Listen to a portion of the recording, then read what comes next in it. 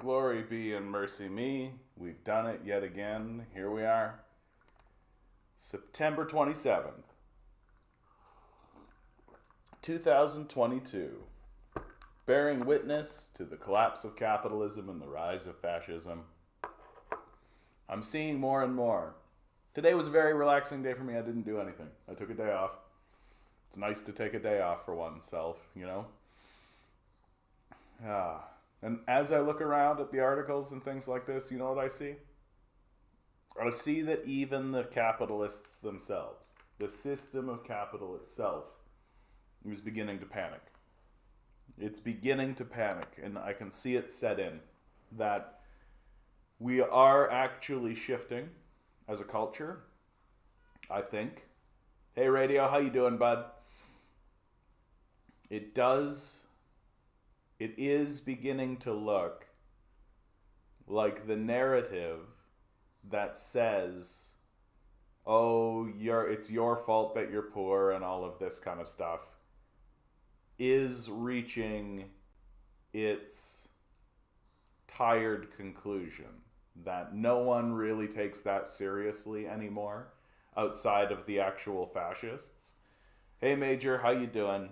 And it's becoming more obvious that the people who are maintaining this crazed mythology that the individual is a god and can overwhelm entire societies just with the force of their intelligence. Broccoli cheddar rice, good to see you, bud. It looks to me like that's becoming understood as the fascist narrative that it actually is, and that there are capitalists who have previously believed in the system of capital, but were not ideologues about it. They just had a very narrow view of the world and didn't actually understand the nature of the system that they were in. All they understood is me and the people around me are rich, and so why aren't you? And without any kind of meta-analysis, or an understanding that the wealth that capitalism generates, it generates through exploitation, violence, and theft, you can fool yourself for a period of time.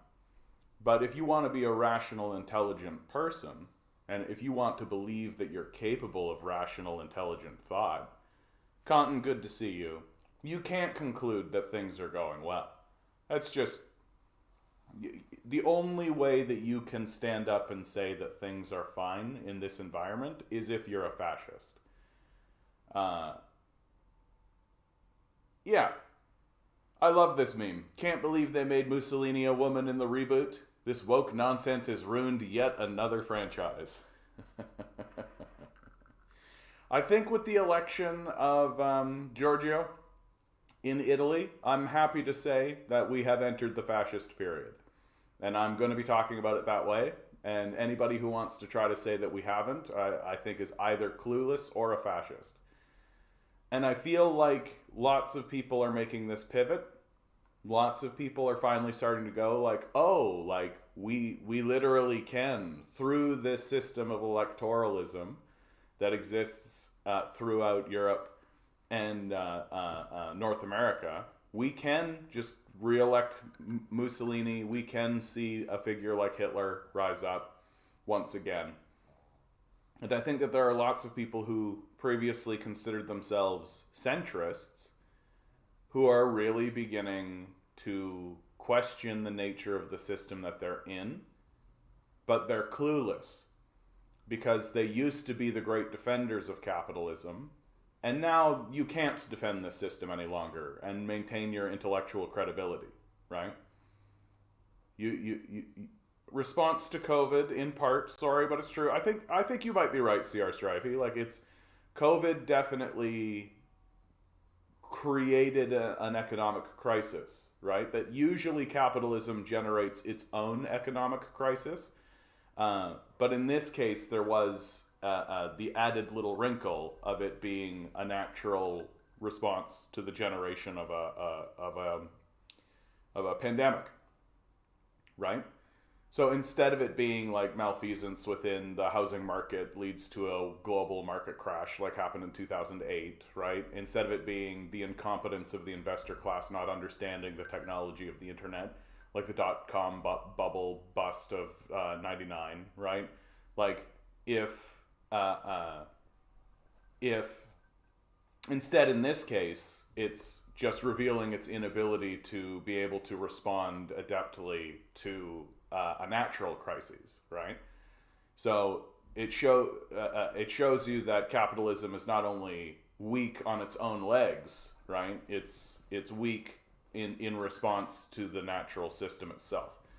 So there are many weaknesses in the capitalist system, and people who considered themselves sort of rational or even empathetic capitalists, I think now are beginning to actually say, look, we can't keep saying like it's up to you. We can't keep saying this because it's failing, and it's obviously failing, right? And now more and more, right? We're starting to see these people who considered themselves, rational, intelligent people, cluelessly saying like, wow, we've got to find a new way to. I'm like, yeah, the communists have been doing that all along, right? We found the new way a long time ago. And we're just dealing with you guys and your cluelessness in regards to how to actually face this. And really the true danger of what's been happening in all of this is that we're not having adult conversations about these subjects. That you're only allowed to talk about, well, how do we salvage the system? And no one's allowed to stand up and say, how about we replace the system? Grinning, good to see you. Demand better, good to see you. Demand better entertainment. I love it. Fear drives people to the right.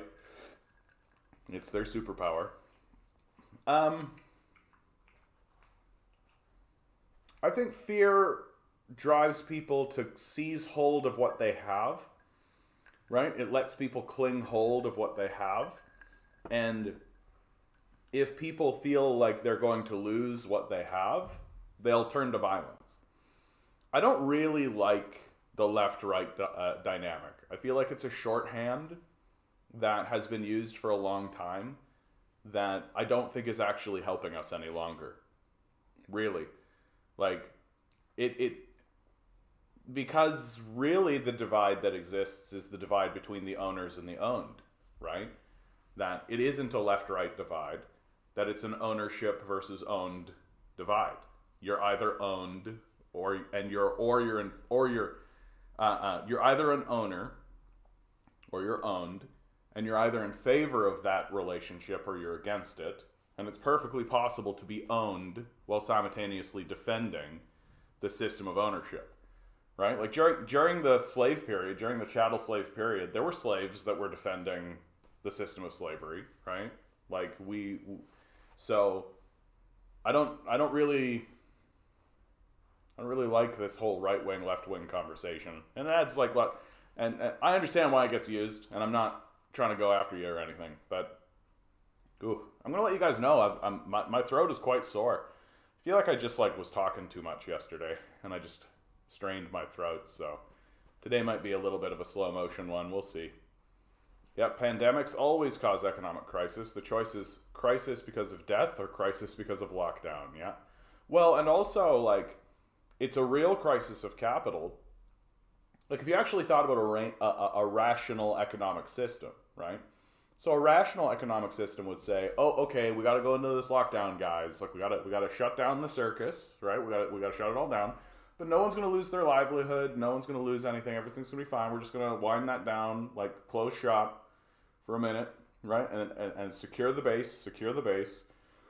And then when we can, right?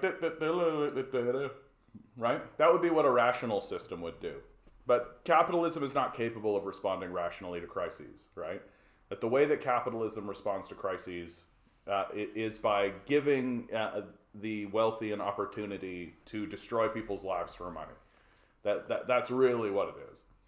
And a more durable economic system would be able to simply withstand these periods of time and protect the populace, right? they get used to abandonment and search for a quick, easy solution. Only I can fix it. Yeah, Trump. Well, and because people are scared, they will turn to demagogues, to the strong man, right? Like to somebody. And we see this with figures like Jordan Peterson and Ben Shapiro, right? People are attracted to these figures because they're speaking quickly and with confidence, right? Even though when you actually parse what it is they're saying, they sound like clueless lunatics most of the time, right? Like the self-worship alone is enough for us to kind of go like, these guys think that they are like tiny minor demigods, right? Like my favorite Peterson moment, I think, to date is somebody asked him if he thought he was a prophet, and he actually stopped and considered it, and then took a period of time to come out with a response. And I was just like, this guy's unhinged. Like, you should not take somebody seriously if they're walking around even contemplating the idea that they may be a prophet, right? If somebody said, "Hey John, are you a prophet?" I'd be like, nah. I mean, maybe in like the most technical of like, I called it kind of way, because sometimes that's what it's meant to be. That like the prophets were just like, this is what's going to happen, and then that's what happened.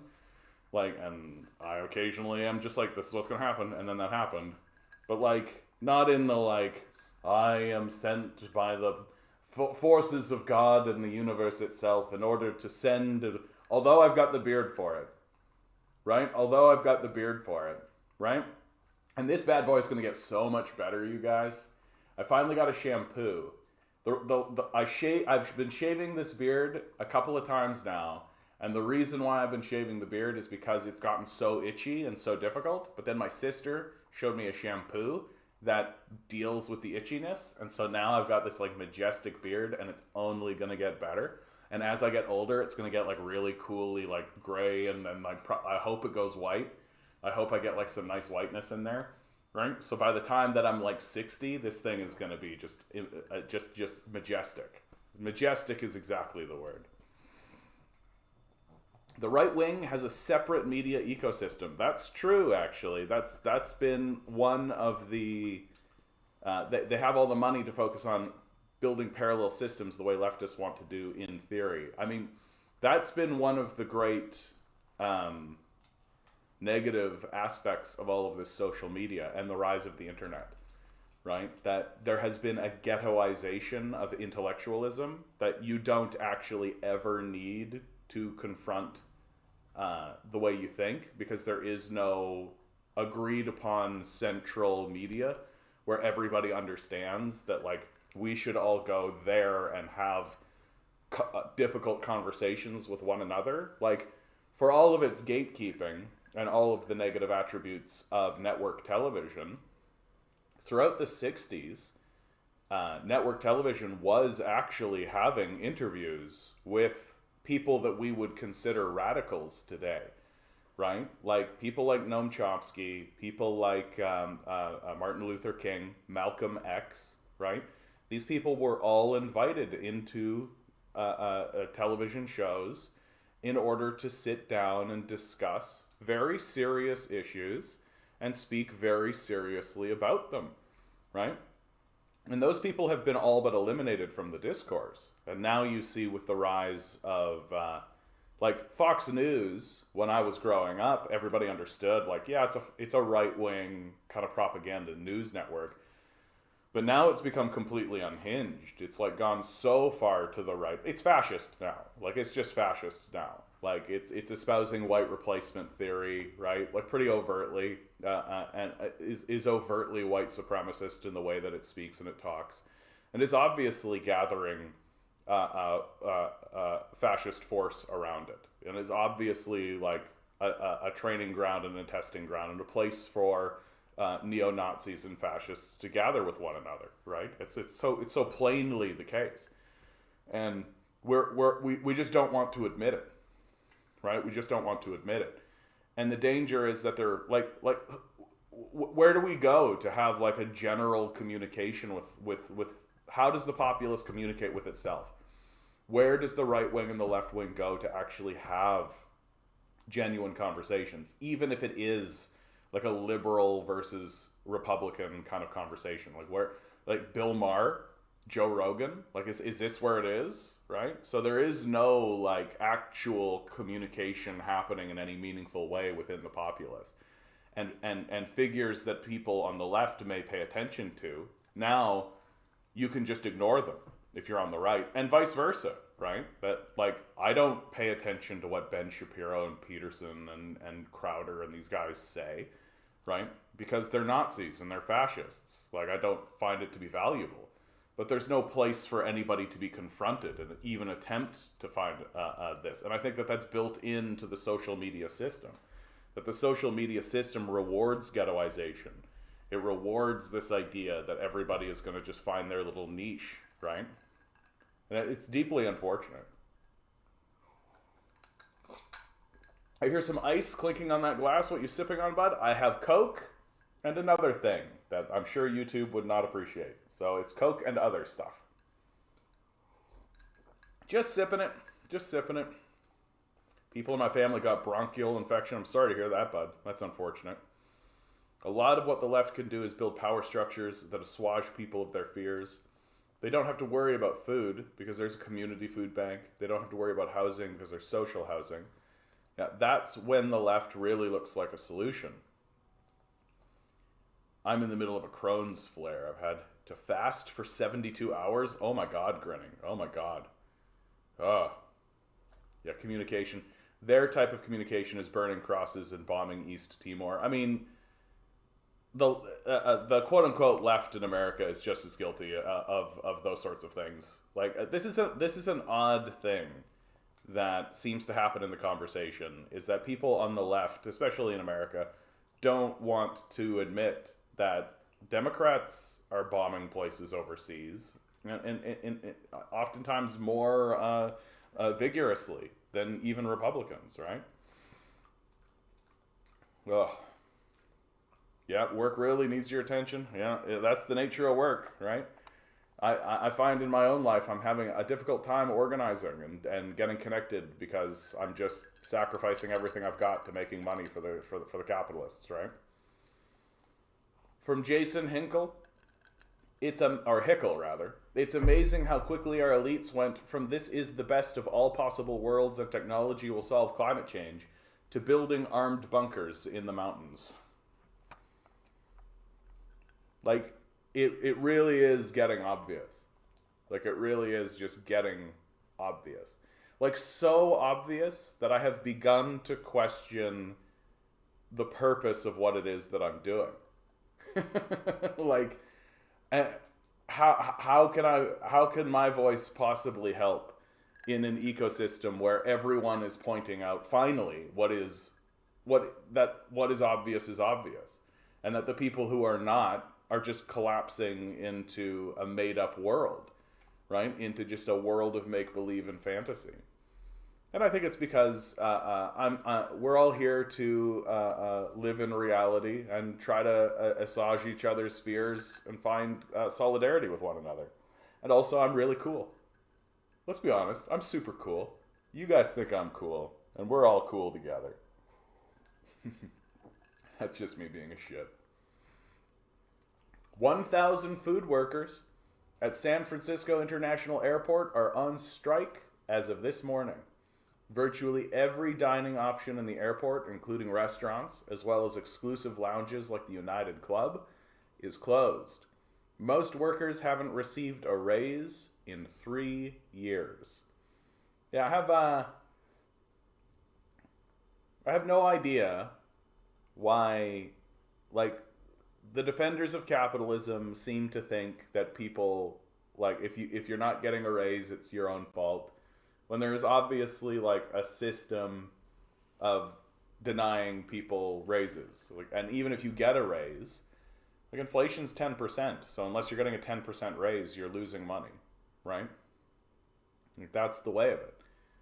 And this is exactly what I'm talking about when I'm talking about how the society, like, there is no such thing as centrism, right? You can't have centrists anymore in the society. And I think that this is something that's something of a rude awakening for lots of people. Sorry, guys. Somebody's sending me emails. You bet. Just, I'm getting, we're doing a protest tomorrow. Wellesley and Jarvis, 2 p.m. if you could make it. And I'm just making sure that everything's organized and ready to go. And there's no centrists anymore. There's no such thing as a centrist. That there are people who might think that they are centrists, but those people are fascists. Or at least they're ceding their intellectual and rational position to fascism, right? You literally cannot be a centrist in the society any longer. It's just not, or it's not a position that can exist. Yeah. Centrism is the principle of having no principles. Thank you, Mocked. What a succinct way of saying that, mate. I mean, centrism makes a certain type of sense in when it is like, what should we do about bike lanes, right? Like, what are we going to do about, how do we organize a society in when everyone has food and shelter and all of this kind of stuff? Like, if everyone is prosperous and is doing moderately well, right? Centrism can make a type of sense, and I understand why people want it to be the case. But when the question is, should people have food, right? And that is the question, right? When the question is, should people have food? If you are attempting to, I mean, one side says yes, the other side says no. Well, what's the centrist position in that? How can you actually have a centrist position if the question is people should have food, right? And that is where we are, right? There's millions of people who are starting to live in tents, right? We're starting to see the rise of tent cities and all of this kind of stuff. You can't be a centrist. And more people, I think, are starting to put that together and starting to recognize that, like, oh, we actually do have to pick a side here. And of course, the people who are the beneficiaries, right? If your life is basically taking money that your parents gave you and just putting it into this machine that spits out more money for you, yeah, of course you're going to defend that system, right? But if you're the victim, like 99% of the populace actually is, right? Well, then you need to decide. You need to decide whether or not you want to subserviate yourself to these people, or whether or not you think we should move towards a society that actually gives a shit about survival, about the basic compassion and empathy that's required to ensure that everyone has a reasonable life. Jack Reed, the only centralism for me is democratic centralism.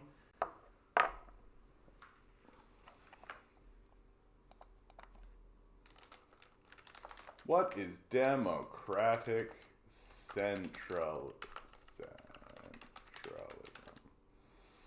Just so we get on the same page.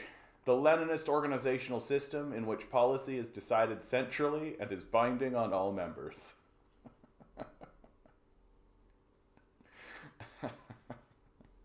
That's very clever, Jack.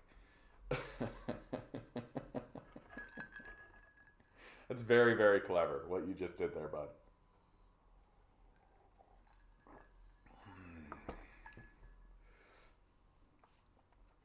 I was up to 106K, but took some actions. Oh my goodness.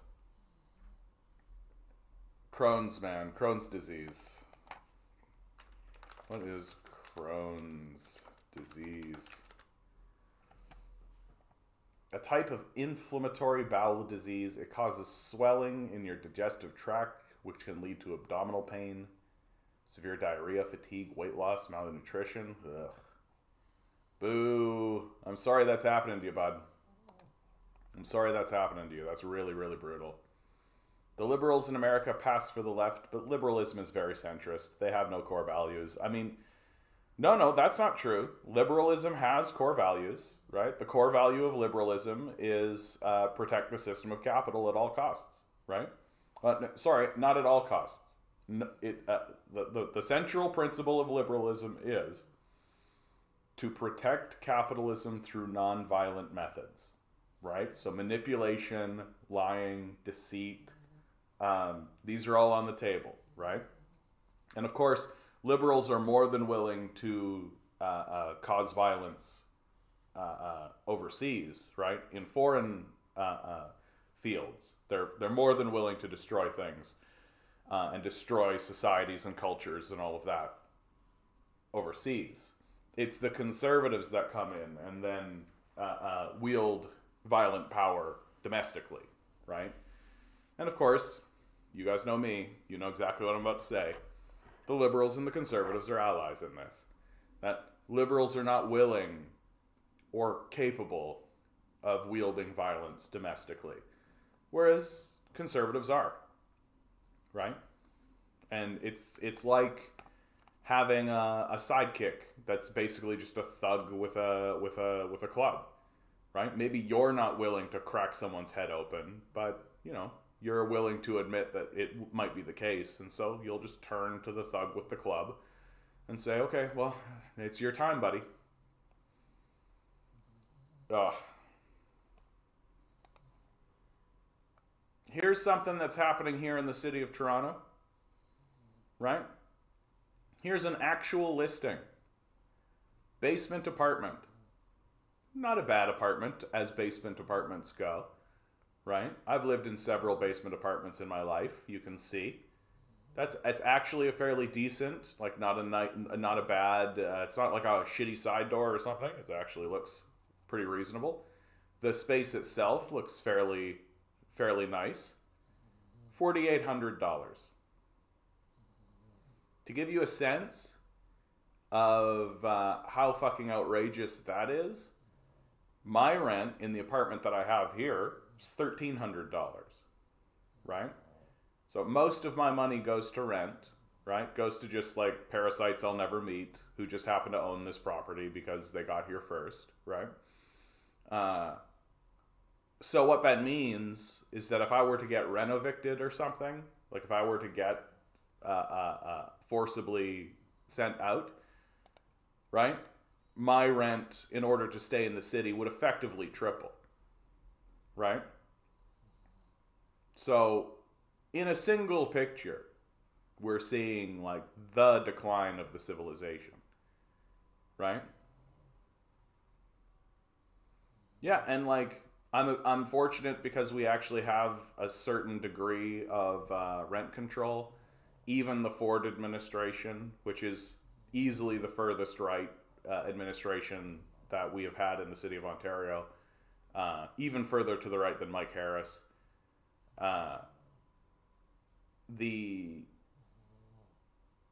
Even they are not willing to lift rent controls because they understand what would happen, right? That if they lifted the rent controls, like there would be millions of people evicted, and it would be instantaneous, right? Like the people who are running this place and the people who are in charge are psychopaths, right? And the ownership class has detached from reality, and so they genuinely don't care, right? Like and the way the system is structured is there's no they're completely incentivized to act this way, to act just like ruthless, sycophantic psychopaths. And there's basically nothing that is preventing them from doing it, with the exception of like a one-line law that says you can only raise rent by like a 1 to 2% a year, right? So like,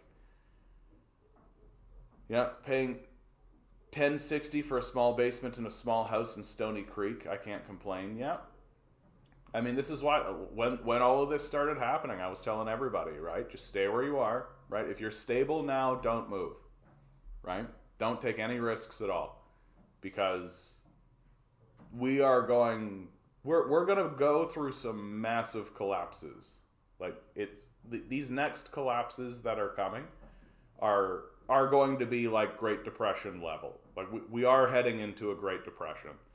You know that it's the case because even the religious ideologues, right, the quote unquote economists, are saying, well, looks like we're in for a small recession. Yeah, when recessions happen, the religious ideologues don't see it coming. Like they didn't see the 2008 financial collapse happening, right? Because they're religious ideologues. They're not actually looking at reality, and so things have just gotten so undeniably bad and so undeniably absurd that even the religious ideologues need to go and say, okay, yep, it's a recession, all right. Yep, we're in for a small recession, so that means that we're heading for a massive collapse.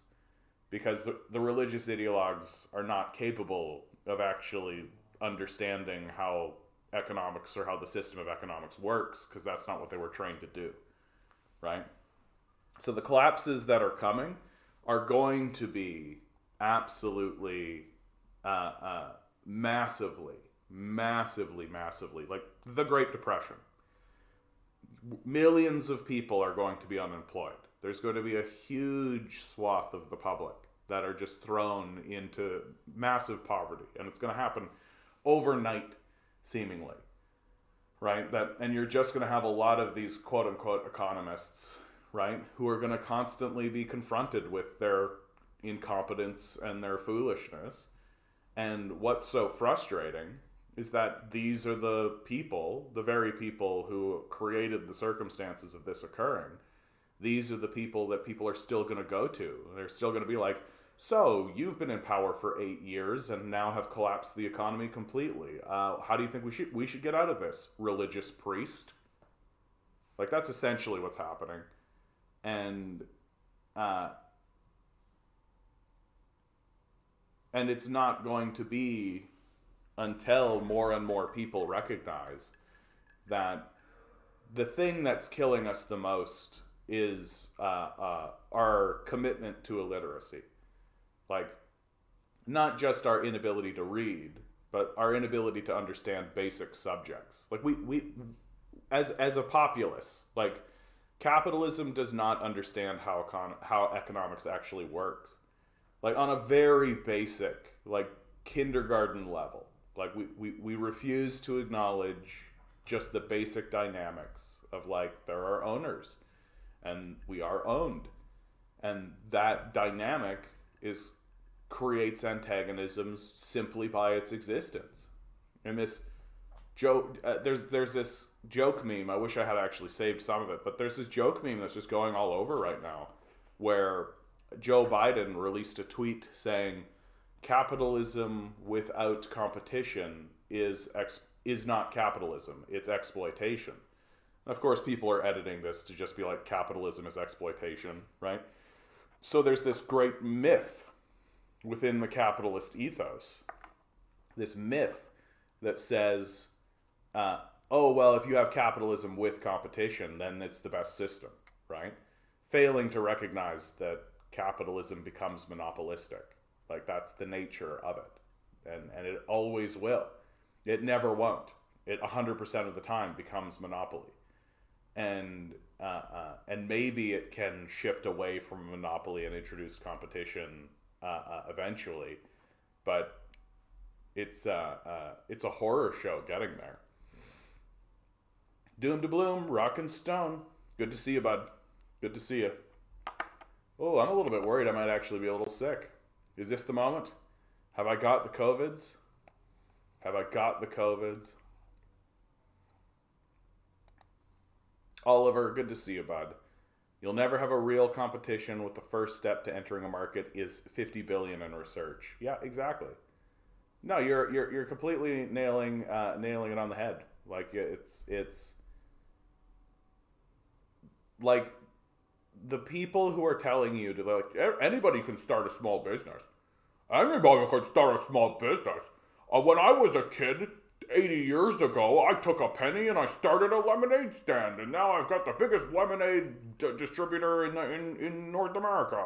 If I could do it, anybody can do it. Failing to recognize that because they have an enormous, like, lemonade organization, right? You can't just take a penny and start a lemonade stand. Right? Because like, when you had your lemonade stand, you were competing against other kids with lemonade stands, right? And now we are competing. If you were to start a lemonade stand, you're competing with a $100 billion organization. Like, this complete incompetent failure to do base systems analysis. Like, imagine Imagine attempting to start any small business anywhere right now. What would that look like? Right? And really basic shit. Really basic shit. In case the US economy wasn't hurting enough already, the Federal Reserve has a message for Americans. It's about to get much more painful. Fed Chair Jerome Powell made that amply clear last week when the central bank projected its benchmark rate hitting 4.4 by the end of the year, even if it causes a recession. There will very likely be some softening of labor market conditions, Powell said in his September 21 economic outlook. We will keep at it until we are confident the job is done. In plain English, that means unemployment. The Fed forecasts the unemployment rate to rise to 4.4 next year from 3.7 today, a number that implies an additional 1.2 million people losing their jobs. I wish there was a painless way to do that, Powell said. There isn't. Here's the idea behind why boosting the nation's unemployment could cool inflation. With an additional million or two people out of work, the newly unemployed and their families would sharply cut back on spending, while for most people who are still working, wage growth would flatline. When companies assume their labor costs are unlikely to rise, the theory goes, they will stop hiking prices. That in turn slows the growth in prices. So here they are just admitting it. Like first of all, they're creating a recession on purpose, right? So they're heading towards this collapse on purpose. Like that's how desperately detached and evil the society has become, that to protect the wealthy and the powerful, the thing to do is to purposefully destroy the economy, right? Right? You purposely destroy the economy. So, and here they are just straight up admitting it, that instead of just saying to corporations, stop hiking prices or we'll throw you in jail, what we're going to do is make 1.2 million people lose their jobs. Right?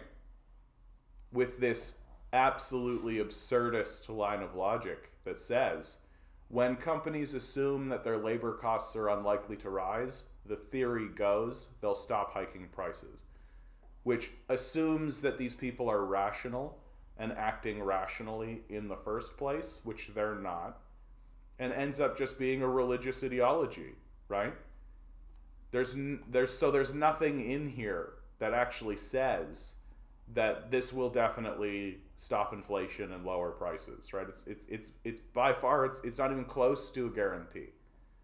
It's not even close to a guarantee, right? So these guys are so detached and psychotic that they are willing to thrust 1.2 million people into poverty, right? On a theory that will somehow affect price raises. These people are detached psychopaths, and that's all there is to it. And treating people like Powell like they are intelligent people who have actually studied the issue is an embarrassment. I'm more or less of the opinion that they are just taking the opportunity to spread suffering because it gets them off, right? We're talking about people who go to Jeffrey Epstein's sex island to have sex with little girls, right? Like we're talking about people who are masochists and sadists, right? These are the types of people, and absolutely, I can believe without a shadow of a doubt that these guys are basically going, oh, I can spread suffering and ruin the lives of 1.2 million people. Even more than that, because these people have families that rely on it. And that gives me a hard-on. That's essentially what I think is going on, right? So when Kant and you say, Christ, do they even know the implications of that? Yeah, I think they do. And the implication is that they're gonna have a good fuck tonight, right? Like when they find out how much suffering they're spreading, they're really gonna get a big boner, right? Their mistress is really gonna have a good night. Like that's where I'm at with these guys. Like this is psychotic behavior. Like this is psychotic, and I'm not saying that flippantly. I'm saying that these people do not have basic empathy. They've lost the capacity for that, and that they enjoy the suffering of others. Like it's the only actual explanation that makes any sense, Like, first and foremost, because their plan won't work, right? Their plan's not going to work. They're going to lay off 1.2 million people. They're going to cause a recession, and they're going to cause a lot of problems. And the corporate power structure will be like, keep raising prices. We don't give a fuck. We don't care. Like, why should they? They have a monopoly. You've got to buy from them, right? You have to buy from them if you want to eat, right? If you want to eat.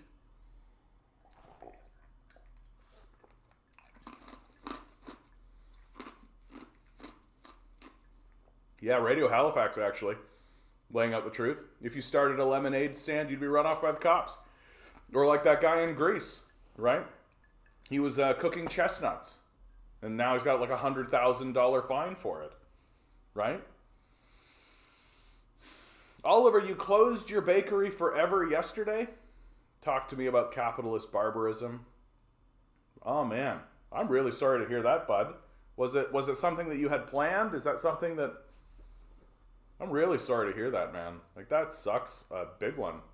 Like, unless you're, like, telling me you're retiring or something, like, if that was all in the plan, but, like, this is just case in point, right? Like, this is just case in point. Now there's one less bakery in the world, and there's going to be less and less of that. And some other company, right, it becomes the only baker that is permitted to live. And Oliver, to answer your question, I did have a fun date, and it was a wonderful time. She's a wonderful woman, and I hope things go really well between of us. Mostly because of the flour price, eh? Straight up, you just couldn't square the circle anymore, right? Inflation has consequences. Who knew, right? And you kind of took a look at it and thought to yourself, like, I'm going to have to raise the price of my bread to square this circle so much that I'm no longer going to be competitive. Right? People are literally just going to go buy their bread at Walmart, right? Like, there are breaking points, right?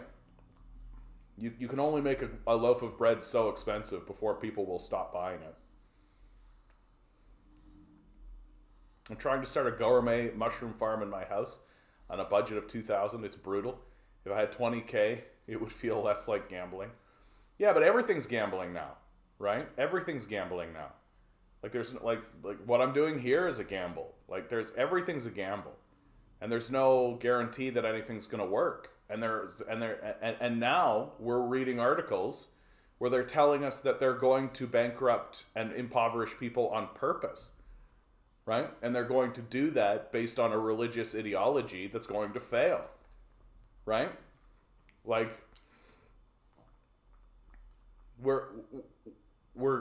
we're entering a period of absolute craziness where there is no one in any position of power, in any institution, anywhere, who even is attempting to understand what's happening. That everyone is a shyster, and everyone is a grifter, and you know how you should tackle these issues? Tax the wealth away from the psychopath class, right? Actually empower the contributor class, right? Empower the people who are actually doing work and who are actually, like, creating economic systems, right? Right? But instead of that, we're just going to impoverish those people, ensure that the society will have less economic activity. And why? So that a bunch of rich guys can just jam some money in offshore accounts somewhere. It's just going to fail, right? It's just going to fail. Oliver, for me, it's just about getting a new job, though. Some people in Lebanon and Sri Lanka are starving because of the speculation on the wheat prices. Yeah. Isn't that the truth? I mean, I'm glad. It seems to me like you're trying to stay upbeat and positive about it, Oliver. That's a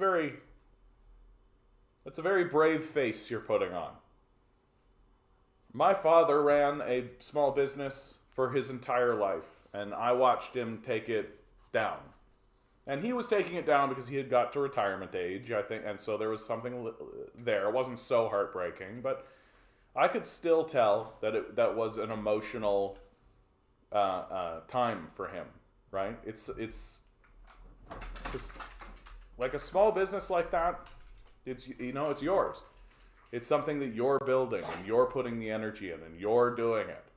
And to see that all go away because of the shifting nature of a market that's controlled by these absolute sycophants and absolute psychopaths, right?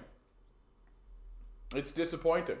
It's a loss not just for you, but it's a loss for your community. It's a loss for everyone around you, right? And it just indicates the direction that our society is going.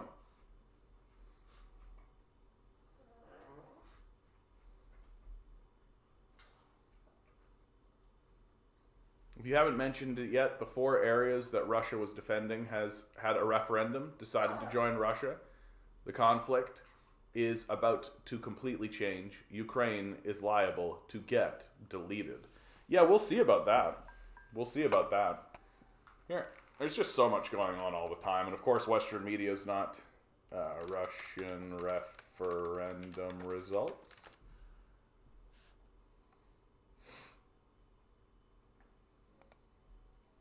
Occupied regions of Ukraine vote to join Russia in staged referendums.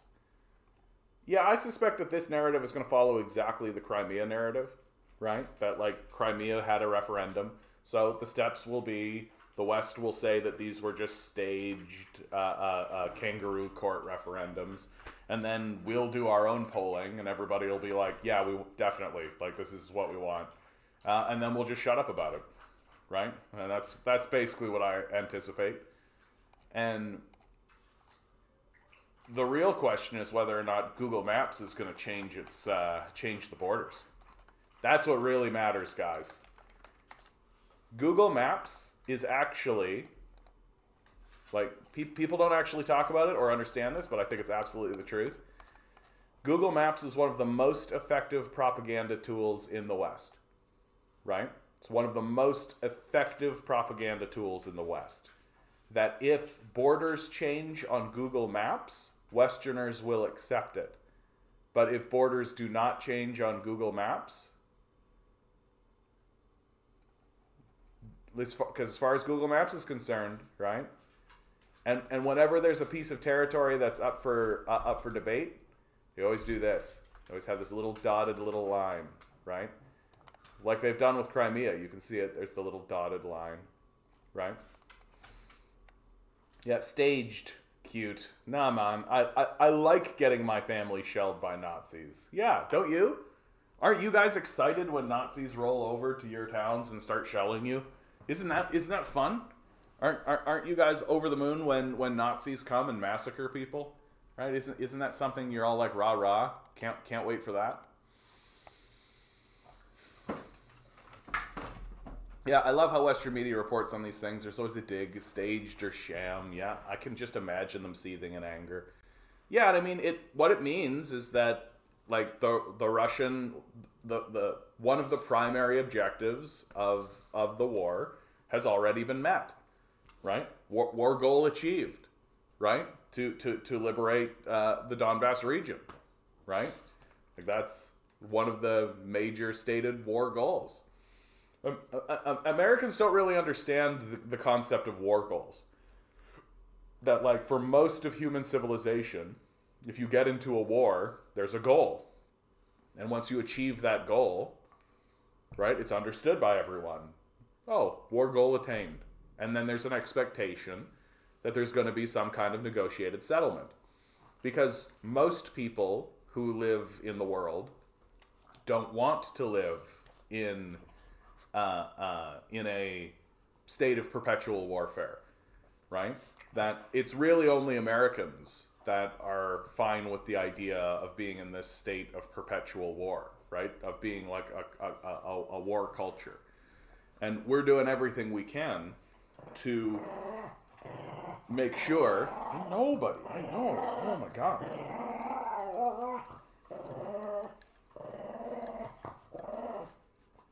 That what the Americans are good at is managing war weariness. Hey, Mystic, how you doing, bud? Good to see you. Good to see you, bud. I thought I lost you forever when I wouldn't shit on Andrew Tate with you. Commie Werewolf. I got you, bud. Took no time at all. Less than a year. Less than a year. Fantastic, dude. What finally made you see the light? What finally turned you around? Because you went from, like, straight up being, like, libertarian through liberalism into progressivism, and now you're telling me communism? What was the straw that broke the needle's back? The straw that broke the needle's back. Isn't that fun? The straw that broke the camel's back.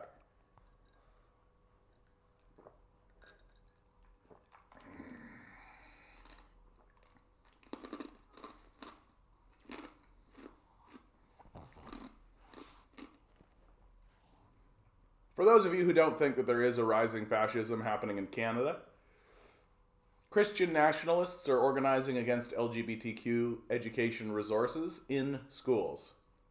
Far-right group Action for Canada says its mission is to make Canada great again.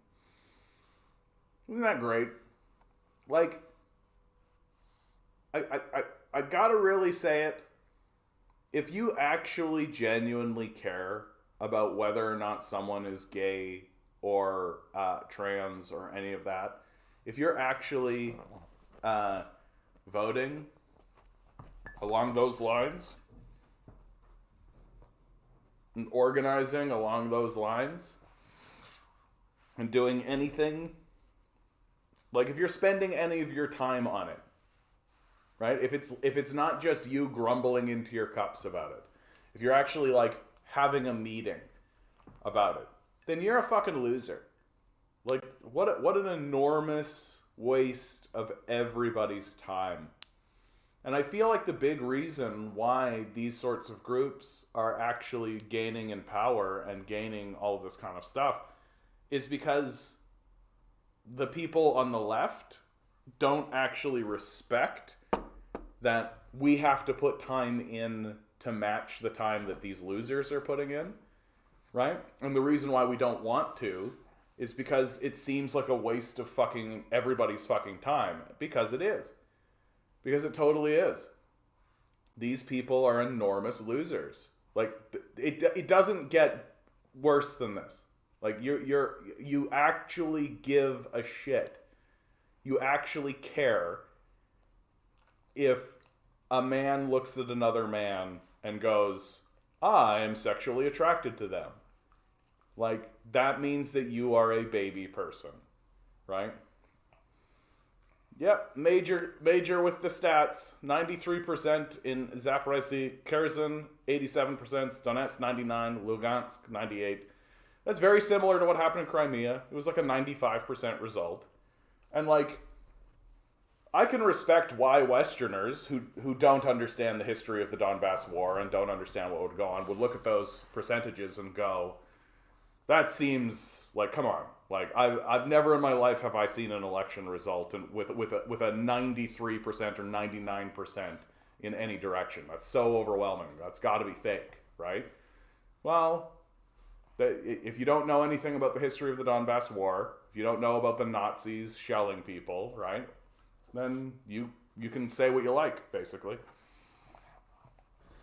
And again, it'll be the same thing that happened with Crimea, right? Oh, obviously fake, obviously false, and then you'll do your own polling, right? You'll do your own polling, and you'll be like, oh, that is what it is, right? One of the candidates to be the next Quebec MP, Eric Duhem, is a far-right libertarian. Yeah, he's a Pinochet apologist. Oh, and he says Quebec mosque shooter was a political prisoner. Yep. It's happening, guys. Like, it's happening. Like, I can't even really be mad about it. You know? Like, I can't even be mad about it anymore. It is as it is. You know? And I'm here to report on it. We're all here to come together and talk about it. Right? We're just witnessing it happen. Because we all know how to stop it. Right? We all know how to stop it. Right? That the way to actually stop the rise of fascism is to improve the material conditions of the citizenry, right? That if you improve the material conditions and you actually gave people opportunity and you actually said to people, oh hey, we actually, you know, want to build a society, we want stability, right? If we were focusing on stability as our primary ethos, right, then you would basically just be saying, yeah, fascism's just not going to happen, right? There's not going to be these desperate people who are going to cling on to demagogues, right? But sure, maybe you'd get these demagogues pop up, but it's like what I've always said about a figure like Joker, right? Like, Joker doesn't have any power. He doesn't have any power by himself. His power is the desperation of the people willing to align themselves, right?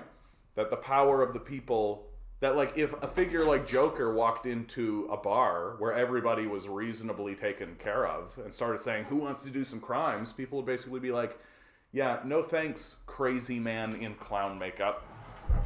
But because when Joker walks into the bar, everyone's destitute and watching their children starve, right? Joker says, hey, who wants to do some crime? And some people say, yeah, okay. Am I going to get some money for it? And Joker's like, yeah, you're going to get some money for it. And he's like, oh, yeah, okay, let's go. Like, let's go, Brandon, right? Like that, and that's essentially how fascists rise, is that people get so fed up with the, bullshit liberals who are not actually helping, that are just sort of going, oh, I'm so sorry you're in poverty, while they do everything they can to increase poverty, right? And in many cases, such as in this report that we just read, they're actively attempting to ruin people's lives.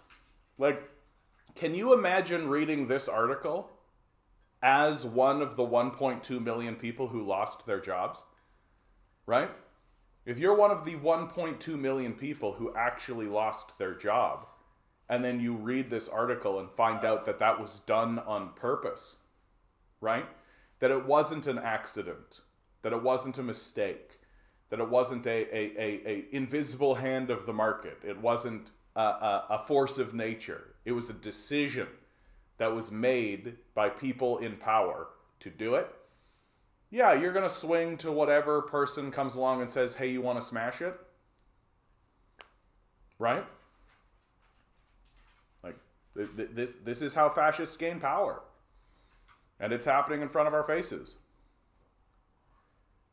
Here's Mystic. I'm just sick of billionaires, corporations, oligarchs, landlords, sociopathic CEOs, expensive healthcare, expensive and useless education system, expensive houses, expensive utilities.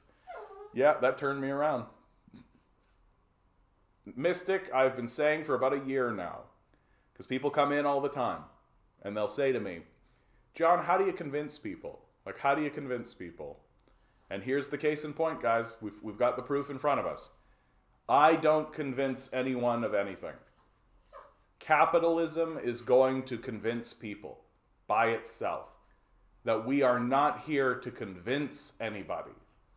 We are here to be a landing pad. We are here to be a place where people can land after the system of capital has proven its worthlessness. That once people realize that the system of capital is a failure, well, they'll need people like us to be able to say, okay, we all admit the system of capital is a failure. The system of capital has proved that it is a failure. It is incapable of doing anything other than failing. So we need to give people a landing place to come and cry about it, or maybe organize, and give people an alternative perspective to fascism, right? Because as we move forward and as the system of capital begins to show its worthlessness more and more and begins to fade away and fall away more and more and more, there are really only going to be two systems of thought that remain. And that's going to essentially be fascism or communism. That we either are attempting to destroy the society, purge the society, which is the fascist position, right? Or we are actually attempting to build a society. So it's death or life. And those are the positions that we are looking at. And seems like there's not that many people who are arguing on the side of life these days. And the people who do stand up and argue on the side of life are really, really chased out of the system and are not given the opportunity to have their voices heard. Plus, I noticed in left-wing societies are more friendly, calm, welcoming, while capitalist societies are more hostile, stressed out, always in a rush, and rude. Yeah, I mean, that's the difference between instability and stability, right? Like, of course, if you have a stable society, people are more friendly, calm, and welcoming. Whereas if you have an unstable society, it's going to be more hostile, stressed out, and always in a rush and rude, right? And capitalism, by definition, is unstable. It can't be stable. Like, literally, the rulers are destabilizing us on purpose because it benefits them to do so. Capitalism also ruining sports, video games, entertainment, where it's profits over content, pure greed. Absolutely. Absolutely, dude. I can't tell you, like, how many times I have seen the system of capital absolutely destroy things that I've loved. Like, I'm not going to go too hard on this because you guys have heard me talk about it enough, but, like, watching the decline of Disney, watching Disney destroy itself like this, and not destroy itself financially, obviously. Financially, it's doing very well because it's the monopoly market. You can't, if you watch something, chances are good it's going to be connected to Disney somehow. They make something like 80% of the market share, right? But I remember a time when Disney was actually making art, right? When they were actually artists, actually trying to create something that had value and was interesting. They were reaching back and taking the old fairy tales, right? And the ones that had really gained prominence in the society. And they were retelling them and presenting something that had that was made with care and was made with love. And certainly there's the aspect of this also needs to make money, obviously, right? Like, we're not fools. But there was an intrinsic understanding that they understood the best way to make money is to make something that's good, that people actually like, that actually has some kind of merit to it, interestingly. I think the most astonishing one that I've seen recently is what they did with Pinocchio, right? That Pinocchio, if you go back and watch the original Pinocchio, it's a masterpiece. And anybody who says anything otherwise is just an illiterate fool. The original Pinocchio is an artistic masterpiece. The scene with the whale alone is masterful. As if it was made by the greatest artists that ever lived. Like, Pinocchio is on that level. And they recently did like a CGI version of it, and it's embarrassing. That would be the word that I would use to describe it. That if you were to take both versions of Pinocchio and put them up and play them at the same time, you would realize very quickly, within the first 5 to 10 minutes, that the new remake of Pinocchio is an embarrassment. Like, just a cringy, disgraceful, like, narcissistic, literally, let's just make this because we haven't. No care, no love. It's completely dead. It's distilled of any value whatsoever, and drained of any moral lesson. That, to me, is the worst part about it. Because the original Pinocchio, the message couldn't be clearer, right? Don't lie. Right? Tell the truth. Right? And it's just completely drained. Not only does it not have any artistic credibility, because everything's so banal and pointless, in terms of its visual connection, right? Like, it's just yet another CGI kind of made with a PlayStation 2 engine, just like sort of vomited out. It's sterile. It's the sterility of it. So not only from the visual aspect, but also any moral positioning it might have. It's just completely drained. And it's heartbreaking to watch.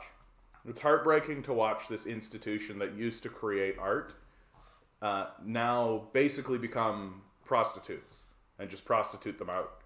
So it's like watching a young woman you were in love with when you were a boy, grow up to become a prostitute. Like it has that kind of element. And it's just, which isn't to denigrate sex workers, God bless all of you, right? But like, there's something tawdry going on. And it's because of capital. It's because of the system of capital. That they're not even incentivized to even attempt to produce art anymore. They're not interested in it. It's just not what they're trying to do. And they don't have to, because they have no competition. So even in the capitalist ethos, like, people will watch it because there's nothing else going on. And Disney is making sure that there's nothing else going on. Right? And if something else does come along, Disney buys it. Right? They're making like 80% of the market share. 80% of the market share. Like, it's a monopoly. So it's watch Disney or watch nothing. And when you're in that circumstance, you don't need to make anything good. Like, it just needs to be just barely good enough to get people to even think about turning it on. So just one step above dangling keys.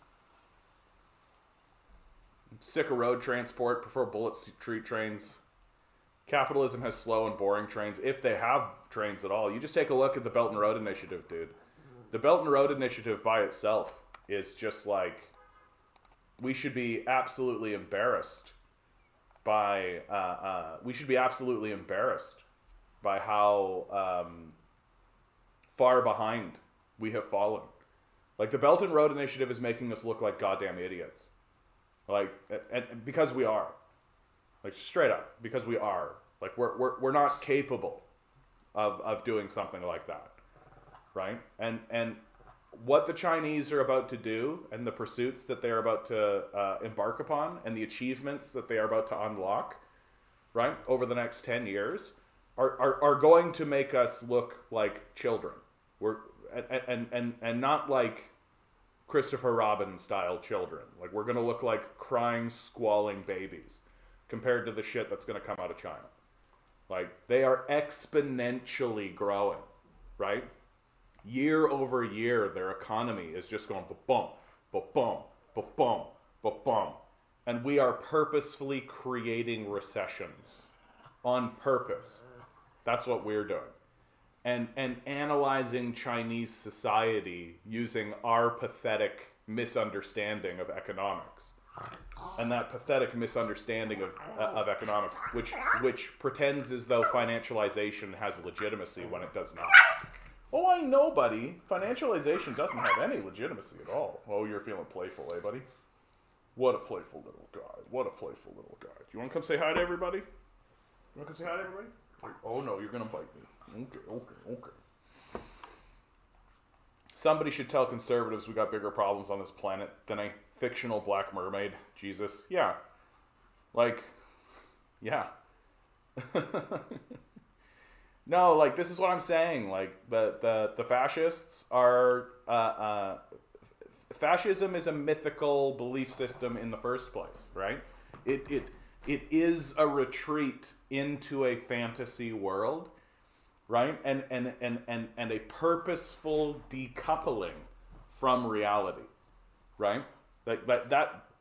And like, in many ways, the choice that we are faced with is engage with reality or detach from reality.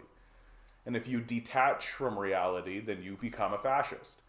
And if you engage with reality, then you become a communist. Because to engage with reality means attempting to solve the problems that we find before us without creating a mythology about it, right?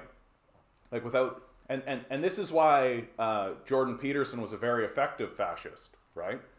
And is an effective fascist, because he's managed to create a mythology of thought to justify why reality should be ignored, right? And the ruling class continuously uses Peterson as a way to get people to ignore reality, right? To constantly just get people. And from Peterson's perspective, it has a type of justification, because every so often people tell him, oh, my life got so much better because I found the confidence to be able to go, like, down this way and improve my life, right? because lots of people just needed that little kick in the pants that Peterson provides, right? And there is something to be said about just like, believe in yourself, right? Pull yourself up, do it, right? That on a very small level, you can do that. But once you zoom that out into a macro sense, right, and create a larger systemic analysis, you realize pretty quickly that you can't resolve problems that way, right? You can't use this argument of individualism to success. And the argument of individualism collapses societies into fascism. Because if you believe that you're successful because of your individual power, then the inference is that someone is a failure because of their individual failures, right? And so you can begin to view a person who is in a state of despair asking for help as somebody dingy and if anybody creates a system where any of your wealth that you believe is generated by yourself and your own individual power and genius is used to help those people, well, then you're going to attack that person because you believe that they are an affront to you instead of what's obviously the truth, which is that it's the other way around. Because if you don't actually analyze the system you're in, then you can't live in reality. You're not engaging with reality. You're engaging in a mythology that says you are a god, right? And that's essentially the core of individualism, right? Do you have any thoughts on the original Fantasia? The original Fantasia is just like a fever dream, eh? Like just like straight up, like just a series of shorts, where like I feel like Walt Disney just had like some absolutely crazy LSD trips, and then was just like, I gotta get some of these into film. I gotta like get this onto the film somehow. And because Fantasia was very experimental, even for its time. It was very experimental. Like, it was less narrative based. It was a series of shorts, and it really was experimenting more with the merger of music and film. Like, we don't really think about this very much, but there was, for a long time, in the beginning, when film was just coming in, a debate and a conversation surrounding, like, how does music fit into this? Like, how do we get music in there? And what does music... And something like Fantasia was explicitly attempting to connect film and music together in order to create a new level of opera, essentially, a new level of like symphony and opera. And if you really want to see what studio really got a hold of that, you want to take a look at the like 30s and 40s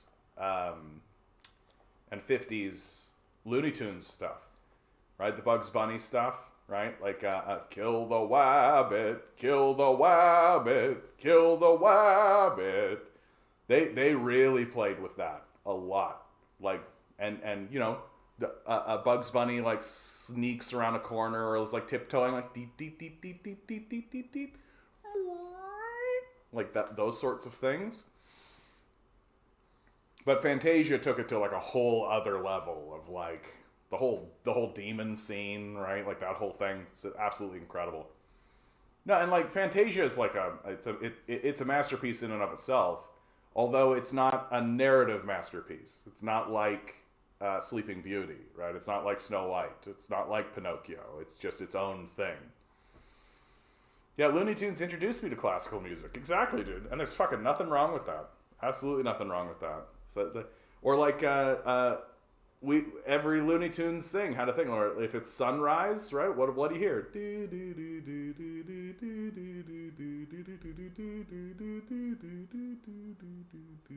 Right? And now, like, the music that gets played is like boom.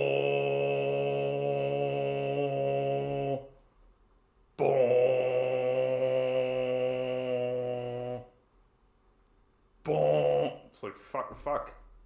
Like, there was a period of time when filmmakers were making movies with like these gorgeous symphonies, and the idea, and like, or if they were making new music, right? You think about the Godfather theme, right? Na na na na na na na na na na na. Really has this like very iconic, but also like simultaneously beautiful and sinister at the same time, right? And has this really like dramatic kind of pull to it, and is a really great song because if you play it quietly as an undertone, it's very kind of beautiful but also evocative. But if you play it loudly and with lots of bravado, it carries so much weight, and that sinister element of it becomes like if it's like do do do do do do do do do, right? It's like a lilting thing where the character is just like walking in to the scene, right? But if it's ba da da da da da da da da da da, then something really fucking big happened, right? Like it's got so much power and weight and adds so much to the scene that it's in. Like we don't do that anymore. Like not really. Like our musicians, like the people who are putting music on film now, are people like Hans Zimmer, where it's like meh, meh, right? And I think about like one of the most iconic pieces of music I think that existed in the last 10 years was the Game of Thrones theme. Bum bum bum bum bum bum bum bum bum bum bum bum bum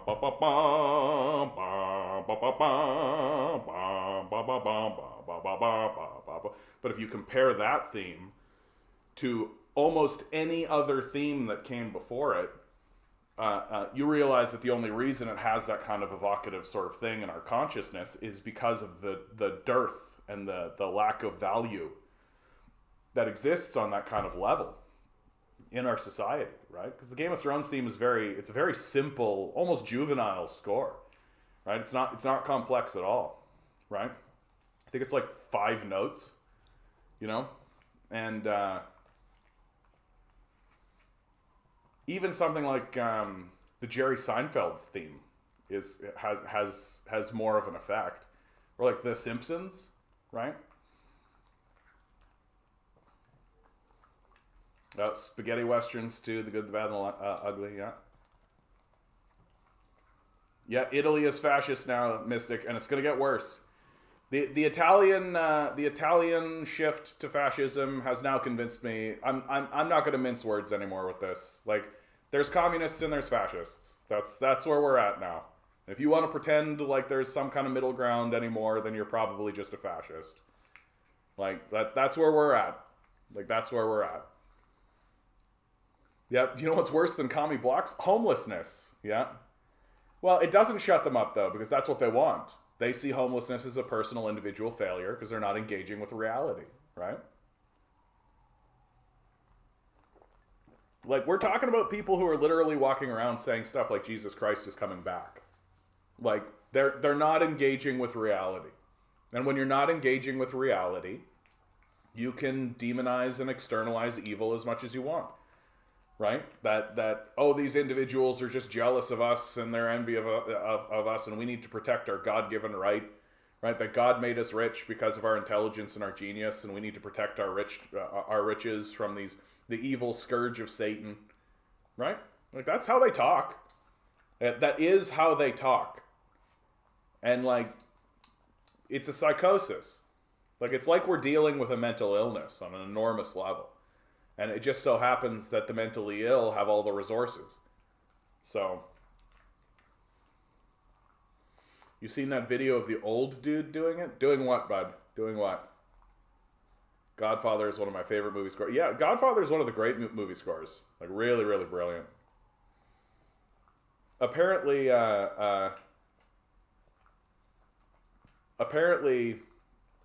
there was a moment where the director wanted to get rid of the score. It came down to him not liking one segment of it, and so they changed that little segment. But he was like walking around being like, I want to get rid of the score, I don't like the score. Can you imagine? Yeah, capitalism ruined Game of Thrones. It was greed that made season 8 trash. Well, there's a conspiracy theory that goes around, because the showrunners for the season for Game of Thrones, what was their next project? Their next project was Star Wars, right? Like, Disney had picked them up for Star Wars. And there's a conspiracy theory going around that Disney basically paid these guys off to make Game of Thrones shitty. Because, like, who is one of Disney's major competitors right now? Right? HBO. And Game of Thrones is definitely, like, one of the big properties in HBO. And HBO obviously wants to make more property and obviously wants to make more stuff. And so, as the theory goes, Disney pays these guys off, and these guys create a shitty product on purpose. And I could believe it. Like, I don't really have evidence to show you that this is 100. Like, I don't have a memo. But if it came out and that ended up being the case, I'd be like, yeah, like, obviously, right? Because, like, season 8 of Game of Thrones was, like, offensive to me on, like, a basic storytelling level. Like, yeah, like, forget about the betrayal of the actors who spent a decade of their lives on this project only to have their characters completely betrayed. Forget about the betrayal of the audience, right? Who have invested, like, 8 years plus of their lives into this project, only to have it be essentially abandoned in the end. But just, like, the basic function of storytelling itself. Like, it's obvious that they didn't give a shit about telling a decent story. And it should be obvious to anybody who saw that they resolved the White Walker crisis in episode 2 of season 8. It's an embarrassment. It's just embarrassing. Like, the White Walkers are not a side story, right? They are not a C or D story or a B story. They are the story, right? The villain of the story. For God's sakes, it's called A Song of Ice and Fire, right? If you read the books, the prologue of the first book is the White Walkers. Like, it is very obviously the case that the arc of A Song of Ice and Fire, right, resolves itself with the White Walkers involved. Like, obviously. And if you don't think so, then you need to just, like, sit down and stop talking about structure of storytelling. Because, like, it's the reason why season 8 is a failure. Just a complete failure. And season, like, and everybody knows it. Like, literally here in Canada, we had our championship NBA team had a slogan, "We the North," right? So it was like this tie-in to Game of Thrones. So Game of Thrones has this enormous cultural impact and is an enormous cultural force. And when season 8 aired, all of it disappeared. Silently. Like, literally, it was like that episode of Star Trek The Next Generation where Klingons want to banish people and they all just go like this and then turn their back on the Klingon, and then the Klingon is just banished. That's exactly what the culture did to Game of Thrones. We just, like, straight up, and it was banished. Never to be seen again. Yeah, I hate the way American conservatives talk about homeless people and illegal immigrants like they are a different species. They have to.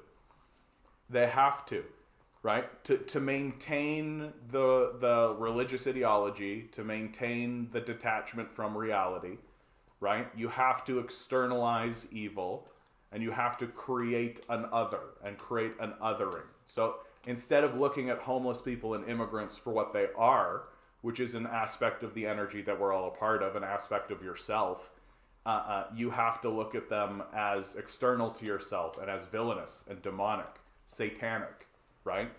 And conservatives create a duality way of looking at the world, which doesn't exist.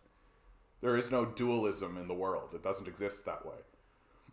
That we exist as a singular energy, right? That's just factually the case, right? And the reason why we need to take care of one another is because when you're looking at a homeless person, you are looking at an aspect of yourself. That you are part of a larger system. Literally. Like this is not religious. I understand that people think it is, but it isn't. That you are part of a system, literally. You're literally part of an ecosystem. I know the reason why people thinks that this sounds religious is because we're so disconnected from reality that people who talk in a way that is real about the nature of reality in a way that is factual and straightforward and obviously the case sound religious because we're so disconnected from reality. We're so involved in our own religious ideology that statements of fact sound like religious ideology to us. You're randomly generated into a system that rests upon a singular energy. That's just the fact, right? You exist within an ecosystem with all things connected to one another, right? You are a human and they are a human. You are relatives. You are related to one another, right? And it is impossible, it should be impossible for any sane, rationally minded person to believe the absurd idea that an individual's energy can overwhelm the energy of the system. Like, obviously that's false. And you got to be a complete and total baby to actually believe that your energy is capable of overwhelming the energy of the universe. Like, shut up. It's so embarrassing that people are walking around talking this way. Like,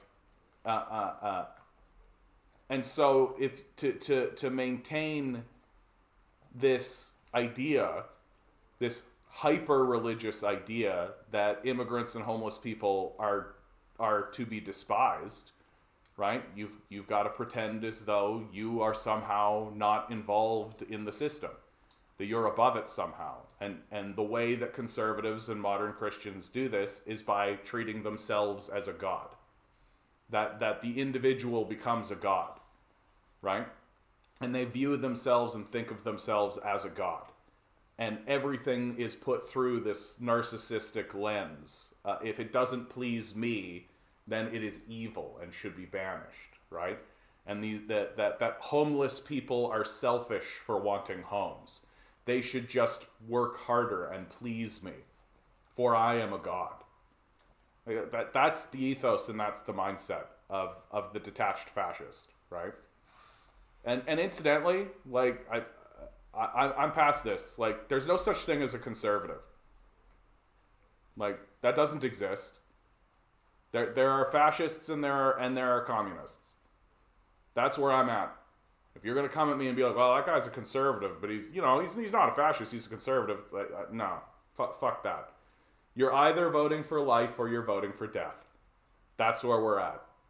And just because you don't want to admit that you're in favor of fascism, or you look at the fascists and go like, that's a bit extreme, but I guess I got to vote for the lesser of two evils, so I'll vote conservative, right? I'll vote conservative because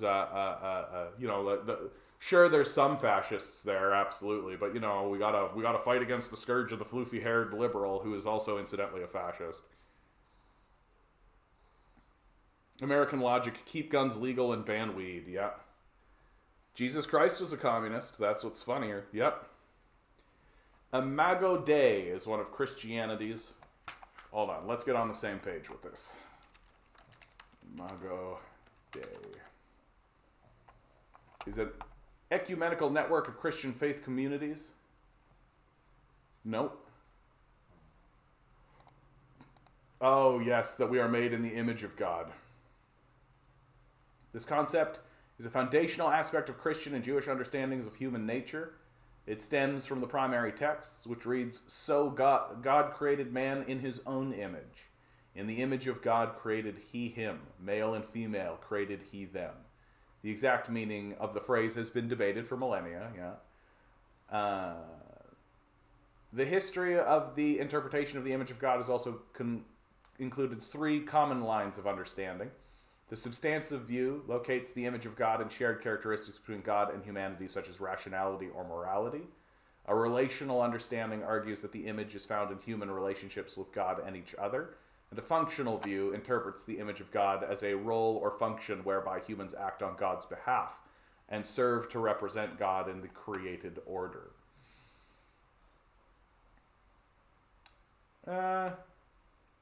If I were to kind of extrapolate my own view on it, like, we are God. Like, collectively, we are all an aspect of the one energy and of the one creation, right? That we're not created in the image of God so much that we are literally of the energy. Like, we are this energy. Like, that's what we are. It's not an abstraction. Like, I think when I look at this, so often in theology, so often it's clearly people grappling with these big, large ideas, but they do so usually with abstraction, right? That we are somehow abstracted away from this idea of God, that the collective energy of all creation is God itself, right? And we exist, but are abstracted away from it, that we are separated away. We're not part of it, right? Whereas my view is very much the opposite, that we are part of it. We are connected to it. That when you speak with the voice of God, insofar as you can perceive what's gone around you. But you have that level of validity in your life, right? Like, that's what gives you validity. And that's what gives you the right to speak, and the right to have your opinion heard, and the right to be heard and to be taken seriously, to not be discarded, is that you are a created part of this force of energy, just like everybody else. You were born, and you will live, and you will die. And that's what everyone experiences. That's the great universal leveler. And the fascists among us want to hyper-focus on their own energy and their own actions, right? And pretend as though those actions are somehow more special, right? But that's not true. That's not true at all. Plus, in capitalism, it's always competition that takes humans to space rather than being curious and wanting to evolve and going to space. Well, and it's also, like, observably false. Like, Americans didn't get to space because they were competing. Like, there weren't competitive forces within NASA that were competing in order to get to space first, right? They created NASA and said, get to fucking space. And NASA was like, yes, sir. And they did it, right? And maybe you can say, yeah, we were doing that because we were competing with the Russians, right? In order to do that. And it's like, okay, well, if by that competitive idea, then communism is better at it because the communists got to space first, right?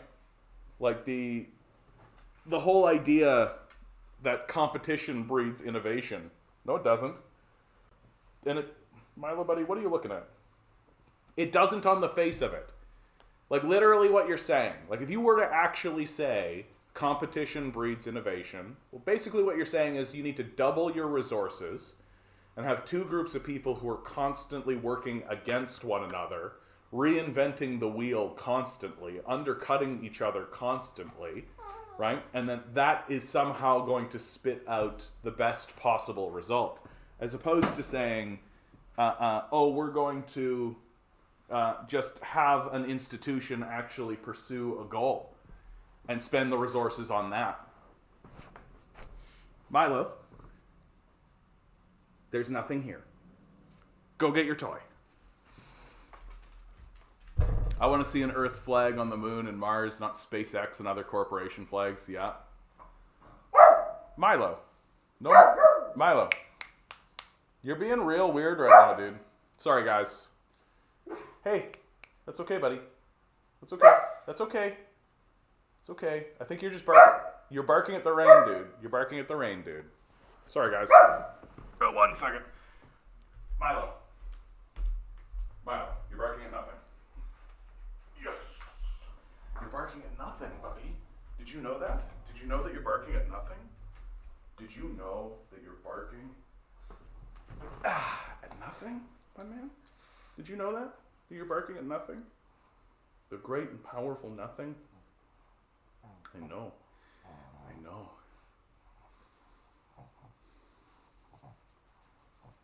When we drop drones and napalm villagers, we are literally, according to Christianity, burning God in effigy. I mean, that's unfortunate. Yeah, it's the truth. Capitalism innovated the brilliant concept of planned obsolescence. Hakeem, yeah, exactly. Right? That's that capitalist innovation we're all talking about. Well, Mystic, I'm super glad to hear that, bud. I am. Because, like, I actually make the argument that it wasn't me that did it, right? That if it hadn't been for me, there would be someone else. There would be something else, right? Because at the end of the day, I think it's the system of capital itself that's doing the convincing. Like, at this point, to be an apologist for this system is disgraceful. Like, it is. Like, it's not like, oh, that's Uncle Herbert, you know? It's vicious, it's cruel, and it's dangerous. When I hear people saying that capitalism is the greatest system, I'm looking at genocidal maniacs. Like, that's what I'm seeing. Because that's what capitalism has become, and always was. Right? And initially, I was willing to let people off the hook, because to discover the genocidal nature of capital requires effort, initially. Right? But now it's obvious. It's obvious for anyone to see. Right? That the only people who are not seeing it are those who are incentivized not to see it. It's as simple as that. Right? Well, it doesn't take a plant a long time to grow when it finally is given sunlight.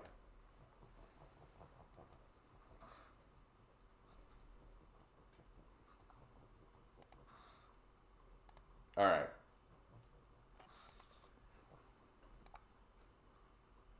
Yes. The UK is in, and right, if you want to look at a place where what I am saying makes like the most sense, right? That capitalism is the force that's doing the explanation for why it fails. You just need to take a look at what's going on in the UK, right? Like, Liz Truss just released what's being called the mini budget, right? Which is essentially just a massive trickle-down economics, like huge tax cut for the rich, big, huge handout to corporations, right? More money for the rich, more money for the powerful.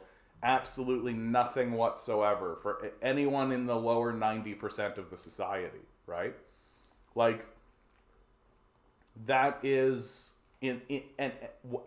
And to do that while there is an energy crisis going on, right? While there is an energy crisis going on, it's akin to seeing your city be lit on fire by the arsonists and then giving more fuel to the arsonists.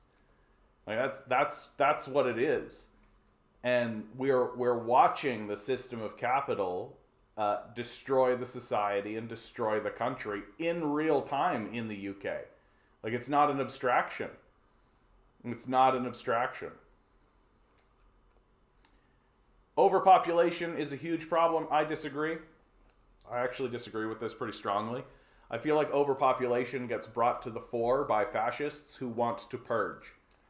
Right? The narrative's really simple. Oh, there's too many people, so we need to do something about these people. Well, a good thing to do to get rid of people is to kill them, right? So overpopulation. I tend to disagree with this. That societies themselves, right? Educated populace, educated people have less children, right? And educated societies have less children. We're seeing that that's true across all organization, right?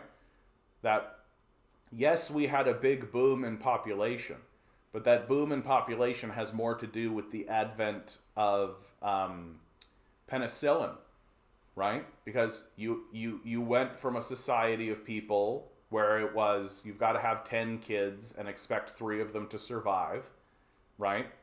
To if you have 10 kids, then you have 10 kids. And that happened in a single generation. And so you have this enormous upspike of population. But the families that had those 10 kids, well, those kids are not turning around and also they themselves having 10 kids. Because everybody understands, oh, if I have a kid now, they're going to survive. Right? I don't need to have 10 kids and expect that most of them will die. Right? Like now I can have 2 kids and those kids will likely survive. Right? And that tends to be what people have done. And so yes, we're dealing with a population like boom that definitely happened, and I can appreciate why there's a concern. But this idea that we need to directly confront overpopulation, I think, is overblown. And you can see mistakes being made along these lines in China, right? Who I ostensibly defend and believe in, but the one-child policy, I think, has backfired on them. I think that it's actually backfired on them. That now they're dealing with a much more pernicious problem, which is that they have a very skewed, they've got way more men than women,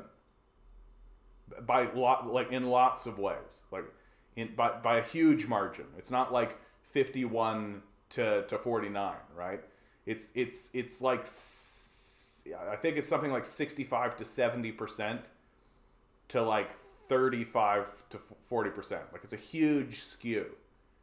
And so what that means is that you now have a society where you have men who will not get partners.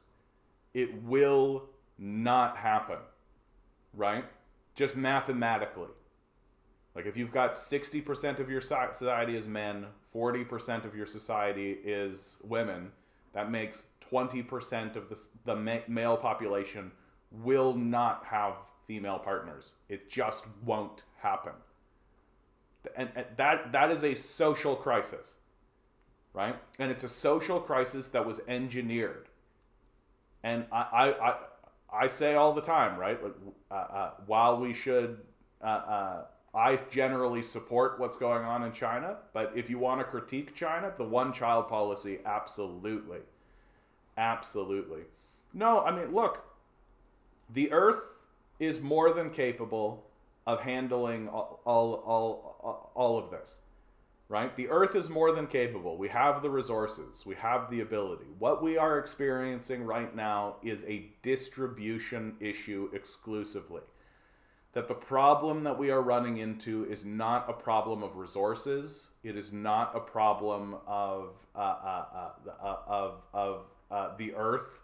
It's not a problem of any of that kind of stuff. It is strictly human society incapable of organizing itself for the benefit of the entire society. Exclusively. That the issue is not that we don't have enough food. The issue is that we refuse to give food to certain segments of the population. The issue is not that we don't have enough housing. The issue is that we refuse to give housing to certain segments of the population. And the divide that exists in the populace is exclusively based on the fact that there are owners and there are owned. And if the owned can't justify their existence to the owners, then they live in homelessness and poverty and despair, right? And so to deflect away from this obvious narrative that certainly is crucial to our understanding of how the world actually lives and exists, right? Instead, we'll deflect into, oh, there's just too many people. Oh, there's just too many people, right? That's the reason why there's these homeless people. That's the reason why there's people living in poverty. There's just not enough resources to go around. says the dragon atop his pile of hoarded resources, right? How are you going to pay for that? Says the dragon atop its pile of hoarded resources, right? As long as you ignore the ownership class, ignore the hoarded resources, ignore the enormous structural systems that they are absolutely manipulating and hoarding, right? Then you can say what you like about overpopulation, right? You can point at a person starving on the side of the road and go, "Oh, I guess that's just an outcropping of overpopulation." But overpopulation doesn't exist. Like, so how can something that doesn't exist benefit anybody? It doesn't exist in the first place, right? Like it's an intellectual trap. It's an intellectual trap that all you have to do to get caught in that trap is believe that something that doesn't exist exists. And then you can reflect everything that occurs in society through that, from that mirror. You just accept that there is overpopulation, right? Forget about the evidence, forget about the information, forget about facts, forget about any of that, right? You just accept that there's overpopulation because Thanos said so, right? You like, you know, the finger snap, oh yeah, overpopulation, it's a serious thing, Thanos said so, right? Oh, I guess Thanos has a real point, you know. And it does make a type of like common sense logic, right? It makes a common sense sort of logic, right? Funnily enough, the whole argument runs counter to the entire ethos of infinite growth, which exists in the neoliberal mindset, right? So it's, once again, we see that the fascists want it both ways. Overpopulation is such a huge problem, but we can have infinite growth, right? 8 billion people is overpopulation to you. Okay. So? Like, so? Like 8 billion people is overpopulation to you. Okay. But you're not the one who decides what is or is not. Like ultimately the system itself decides that, right? Ultimately. Like the system itself is the thing that's deciding what is or is not overpopulation, right? And we're not even close, dude. Like we're not even close. Like it's easy to start believing that there's too many people. It's easy to believe that there's too many people when you live in a city, right? When you're living on top of each other, right? When you're literally in boxes and there's rows and rows of boxes and everybody's living on top of each other and there's all this traffic and everything's like on top of each other, it's easy to look around and be like, man, the earth is overpopulated.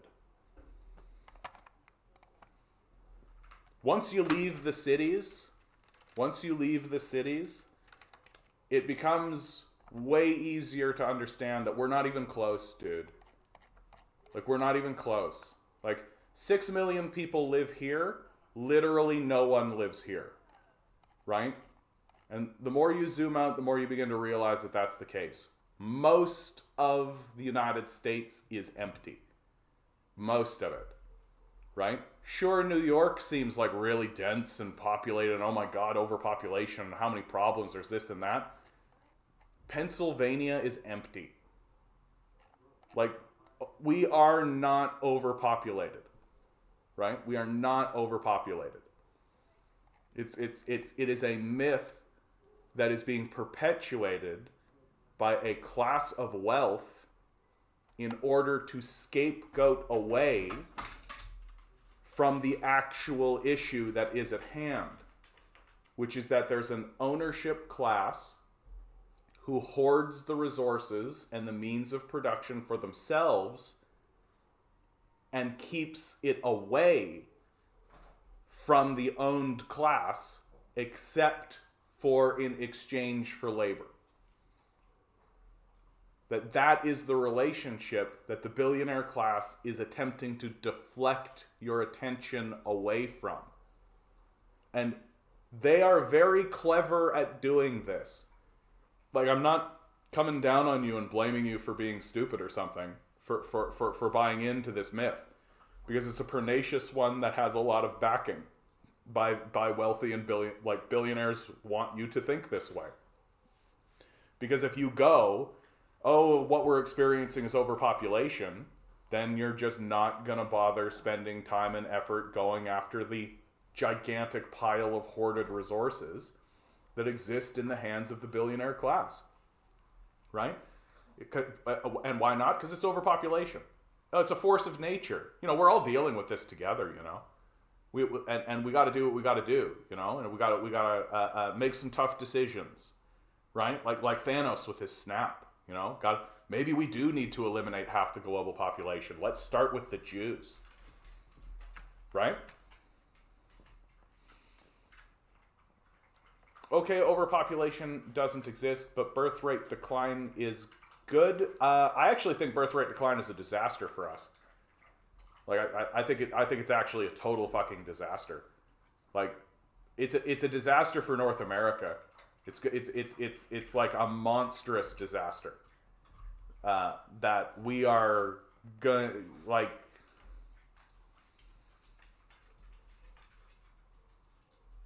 Like we're going to have a period of time where there's a whole shit ton of elderly people, right?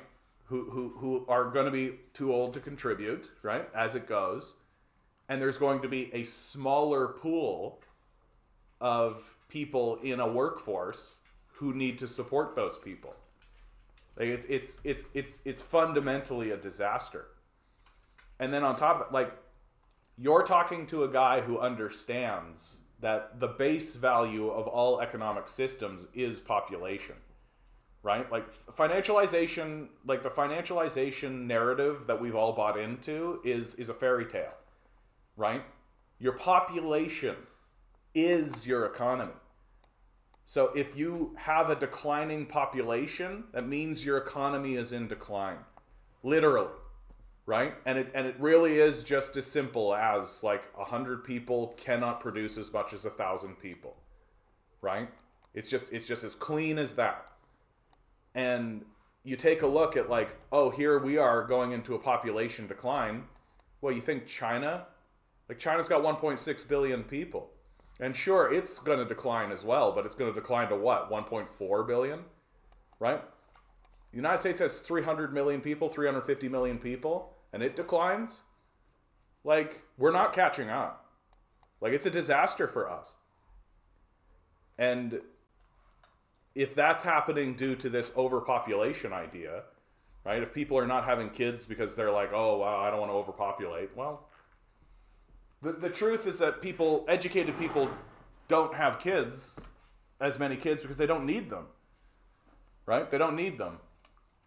They don't need to, and educated people who want to spend more time, like, in leisure, experiencing the world, exploring, living life in a different way, right? Well, they're less likely across the board to have like 12 kids. It's just not as imperative to people.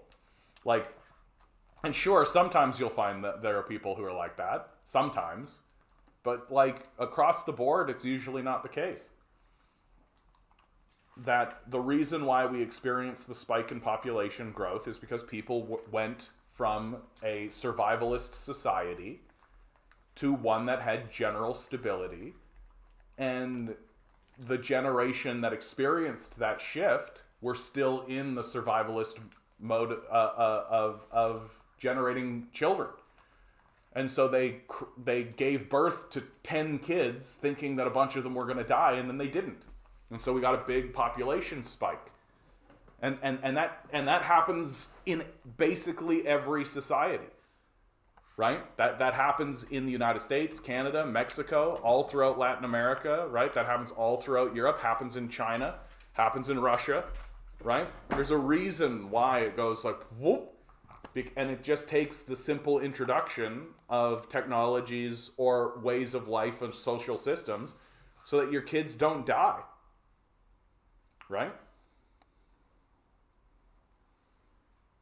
In other words, Mystic, your belief is that overpopulation benefits the billionaire is itself a belief that benefits the billionaires. Look, anything, and Mystic, I'm saying this for your benefit, but it's for the benefit of everybody, right? Anything that does not begin with, there's owners and there are owned. Any system of thought, any idea that doesn't want to accept at its base value, step one, floor one, there are owners and there are owned, is probably a way for the owners to deflect you away from that fact. And if someone is presenting you with an idea, you should ask yourself, does this idea align with the fact that there are owners and there are owned? Or is this a way to distract away from that fact? And the overpopulation narrative does just that. It distracts away from the fact of the ownership dynamic that exists within the society. And if you can convince people that overpopulation is the problem, not the capitalist class or the capitalist system of ownership, then they'll for sure. And they'll enact purges. Like, don't fucking fool yourself. Like, they will enact purges saying, we've got to do something about overpopulation. We got to go after these minority groups, like the black population again, the Jews, right, the gypsies. We got to go after, Latinos and all this kind of stuff. They'll absolutely commit to those sorts of purges while saying, we've got to do this for the greater good because we're too overpopulated. And if you can whip up a frenzy in the population under that belief system, right, with the Thanos snap and all that shit, right? Like if you can entrench it in the mind of the populace that this must be done, it's unfortunate, but it's what has to be done for the survival of the species, then you can get a bunch of people committing genocide believing that they're doing it for the good of the species, for the good of the people, right? As long as you just ignore that the overpopulation myth doesn't exist in the first place, as long as you ignore that it's being completely done to deflect away from what is obviously the truth, that there are owners who want to keep their wealth. They just want to keep the means of production. They want to maintain their systems of power. They want to make sure that their children are in the same status and the same station that they are in, right? And they will 100%. We've seen it. We've witnessed it. Like, you don't need to look much farther than Nazi Germany to see this happen, right? They will absolutely commit to a purge of the society in order to make that happen. That's the level of depravity that these people will commit to in order to protect their own wealth and prestige. So don't let them off the hook. We got 7 people watching. Radio Halifax calling the number. Start with a 4. I'm in for a 6 today. That's how I'm feeling. Mocked in with your classic 7. Here we go. Today's number. 10 balls. Come on, guys. There's 7 of you. I'm only seeing 2 numbers. We got a 5 from Broccoli Cheddar Rice. Here we go. Swirl the numbers. The 9, the 3. This is a good array. We got a good array. Rusty's in with a 6 with me. I feel it, man. I feel it. It's a 6. It's a 6. 4. Oh, well, Radio Halifax gets it. Radio Halifax gets it. Dun, dun, dun, dun, dun, dun, dun, dun, dun, dun, dun, dun, dun. May the energy of David Lynch carry into your life. How wonderful. Is there much of a risk of eco-fascism, by the way? Eco-fascism is a term used to describe individuals and groups which combine environmentalism with fascist viewpoints and tactics. I mean, Bolsonaro in Brazil was an eco-fascist. Like, I actually think that like ecofascism becomes very appealing, and as we enter this period of climate change, right? Like people are going to follow exactly this narrative. They're going to follow exactly this narrative. They're going to completely they're yeah, but Bolsonaro is bad for the environment. Absolutely. No.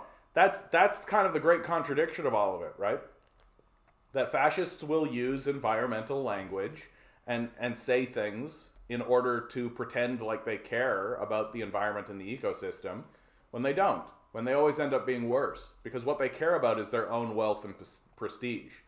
And so, like, big surprise, right? Fascists are also liars, right? Like that they're totally willing to stand up and say we're doing stuff for the environment to protect the environment because we love the environment, we need to rely on it, and all this kind of stuff. And then they just burn down the rainforest because it makes them a penny. Like, it's okay, Mystic, I believed overpopulation once, but if it existed or didn't in my mind, we shouldn't take action to reduce it. So why should I really worry about it? Well, I mean, just seems to me like if overpopulation was a problem, that the system itself seems to build in a response to it. Like, we don't need to go any farther.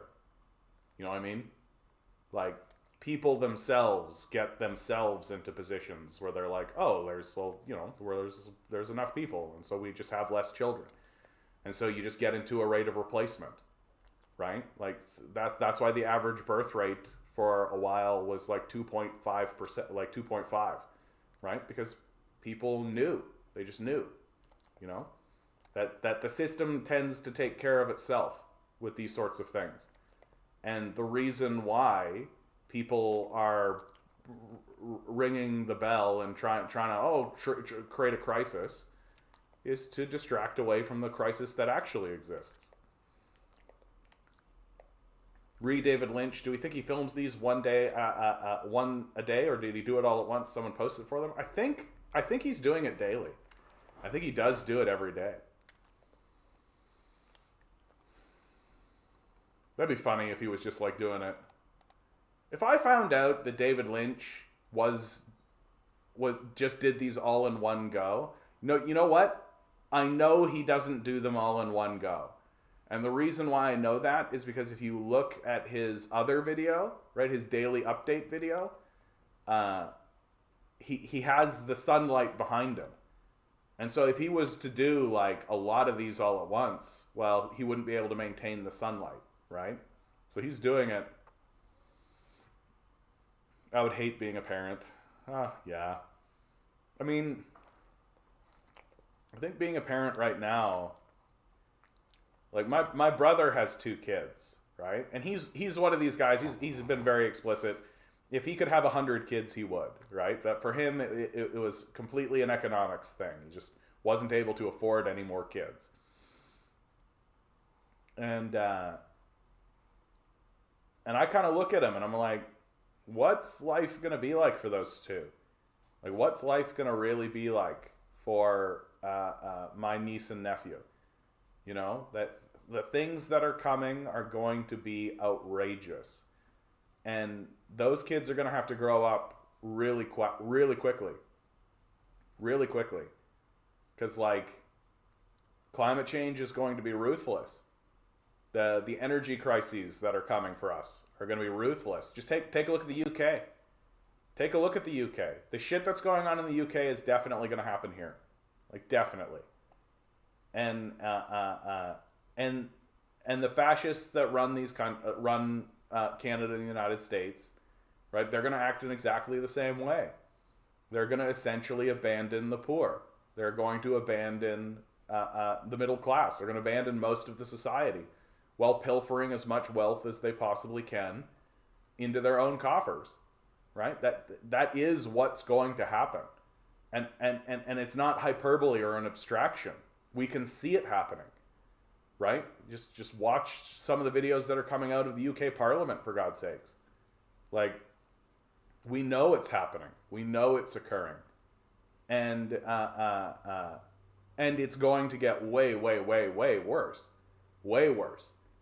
And of course, while these crises are happening, we're literally in a position where there's the threat of nuclear war looming over our heads.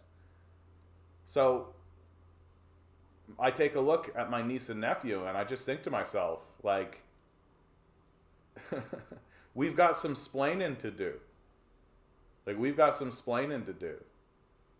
And I'm hoping that when they get to an age where they're actually able to comprehend any of this shit, that they'll actually listen to what I'm saying. Yeah, what future will they get? Right? Like, they are going to be dealing with famines. They are going to be dealing with rising sea levels. Like, they are going to be dealing with this kind of stuff. And so when I get pushed to the question of having a kid, right, I think to myself, do I want to bring a kid into this? Right? I definitely conclude, like, I don't think so. I don't think I'd be doing that person a favor. Straight up. Like, I just don't think I would be doing that person a favor. I think that me having a kid would just be for my own selfish ambition and my own egoism, my desire to propagate myself and send myself back into the world in the mad pursuit of immortality or whatever, right? But the life that person is going to live is like, I don't think I'm doing that person a favor. So I think I would rather protect them from that, right? And I don't know, maybe I could be convinced, but right now, like, I don't really think Western civilization is salvageable. Like, I really think that we should be committing to, like, a Dadaism and a rebellion, that we should be in full-scale revolt and doing everything we can to cleanse this society of the absurdism that we've inflicted upon ourselves. This just constant bombardment of ridiculousness that we're supposed to take seriously. That's the thing I find so fucking funny, that we're supposed to take all of it seriously when it's just nonsense. Like, it's just absurdist trash that is constantly thrown at our face, and we're supposed to actually be like, wow, what a cool culture we have. Right? What an interesting culture we've got. Here we go. Nord Stream 1 and 2.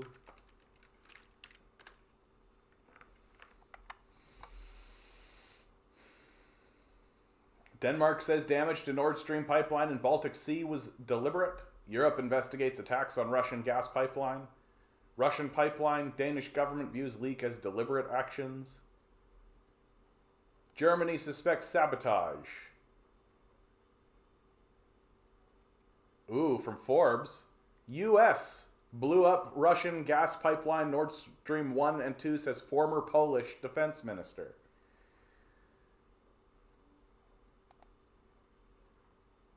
The United States sabotages which carry natural gas from Russia to Germany. Thank you, USA, you wrote on Twitter.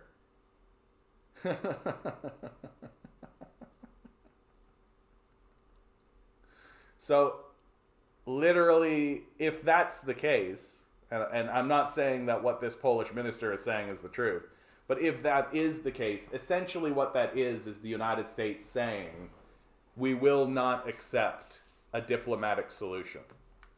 That's basically what that is. That if the United States is willing to destroy the infrastructure, which, oh look, capitalism destroying infrastructure, right? If the United States is willing to destroy have you seen the clip of Joe Biden dated February 7th when he says the U.S. will do that if Russia invades? I mean, they don't need to... I don't know why the United States, like, feels the need to, like, publicly say these things. Like, I don't know why anybody believes they wouldn't do these things. But, like, it is madness, right? It is madness that, like, Europe is going to freeze, right? Europe's going to freeze. And that's going to swing this. That's going to create chaos in the society. Like, just there's no two ways about it. And like, it's almost like what we're seeing right now is like a game where all the players are at the board, and the game is just exists in the world. Like, you're the leader of Russia, the leader of China, the leader of America, right? And the game is just like, you know, negotiate and live in the world peacefully and try to build stable structures. And the American has an objective card. The player that's playing the American has an objective card that says, destroy the planet. And it just looks like we're getting into that period of time now where the player that's playing with the card that says destroy the planet no longer is pretending like something else is happening. You know? Like, if you play a board game and you've got a card that says destroy the planet, which is something that obviously everyone is going to fight against, right? At first you want to be subtle about it, and you want to have some subterfuge, and you don't want other people to realize what it is that you're trying to achieve, right? Well, I think we've tipped over into the other side where most of the rest of the world has seen through the facade and knows what the goal of the United States is, which is the destruction of the world. And so now the United States is just like, oh, okay, like, we're just going to act that way because there's no reason to pretend, right? Like, so let's go. Let's just do it. And for the United States, if it is the case that it is the United States, and of course, it's completely believable to me. They're psychos, right? That's how they operate. What that basically means, if they're destroying these pipelines, they're basically saying to Europe, we won't accept any diplomatic solution.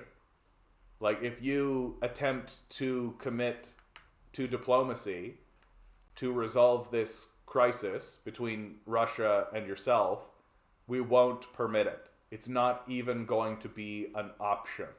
We're going to destroy the pipes. Like, the United States is just like a crazy-ass girlfriend, eh? Just absolutely crazy. It's kind of like USA locked the back door of a burning building, yeah? You don't have to be a fascist to provide stepping stones for fascism, Murray Bookchin. Hey, NATO, are you listening? Yeah? No, I mean, NATO is fascist. Like, NATO is fascist, explicitly. What they did in Libya cinched it. Like, you can kind of create other arguments for the other things that NATO has participated in and done, but if you think that they are anything but an overtly, like, Nazi-level fascist organization after what they did to Libya, then you're probably just a fascist, right? Like, they straight up just went in there for no reason whatsoever and just destroyed the place and, like, erected a slave society, right? And it's not like when they invaded Iraq. At least when they invaded Iraq, they were, like, dealing with their own problem, right? They had put in their own guy. Like, Saddam Hussein was their guy, and he was starting to actually be like, maybe I should rule for the benefit of my own people. And they were like, we don't like that. And so they went in there and destroyed him, right? It's not how it was in Libya. That Gaddafi was his own leader, and he had the support of his own people, and he had built the strongest economy on the African continent, raised a bunch of people out of poverty, had improved his society in big and serious ways, right? And they just went in there and destroyed it. Very straightforwardly, like no reason even, no real reason to do it. They just literally did it. Like, and it was such an affront that even Putin and the Russians stood up and said, like, this is wrong. Like, what you guys did here was an abomination, right? And so it's like, NATO isn't providing stepping stones for fascism. NATO is fascist. Like, it's explicitly fascist. Like, it's just maybe full of people who don't want to admit it. And eventually it'll be full of people who are going to admit it. Like, who are happy to admit it. Just take a look at what's happening in Italy. right? Just they're happy to admit that they're fascists. They're happy to look at people like Mussolini and be like, yeah, he was great. He was the greatest leader of our country. Like, these are terrifying times. Did you see the water rolling from the gas release? It's about 1K. They should light it on fire. Let's just have another moment where the lake is on fire, right? Let's have another moment when the ocean burns, right? Let's burn the ocean. Come on. Let's open up these hell gates. Let's open up the hell gates. I assume that's what they're doing. Like, I assume that our leadership are basically just demons wearing human suits, and that they are actively attempting to destroy the species, right? And that every single time they light the ocean on fire, they're actually like, they're burning, they're like literally opening hell gates, you know? This is essentially how I look at it. Like, I really do. Like, I don't view these people as, like, I think that they are demonic. And what they are attempting to do is to destroy the species on purpose. Like, I really do think that. And if they weren't trying to do it, like, I don't know what else they could do to be more effective at doing it. You know what I mean? Like, if it turns out that they're not demons wearing human suits, attempting to literally destroy the species on purpose, and, like, open up a hell gate to let more demons flow in, right? If that's not what they're doing, well, then what the fuck are they doing? Because it looks to me like that's exactly what they're doing. Disclaimer. I do not literally believe that these men are literally demons wearing literal human suits, okay? I may be speaking using fanciful terminology in order to make a point. Do not walk away from this thinking that John believes that there are literally demons, right? I saw a Satanist in Azov. Yeah, of course. They're all fucking, like, they're... I don't know. I feel like that actually... a Satanist in Azov would actually, like... Make them more credible, not less. Like, that's how depraved Azov is. It's like, if a Satanist showed up, I'd be like, oh, okay, so they're improving.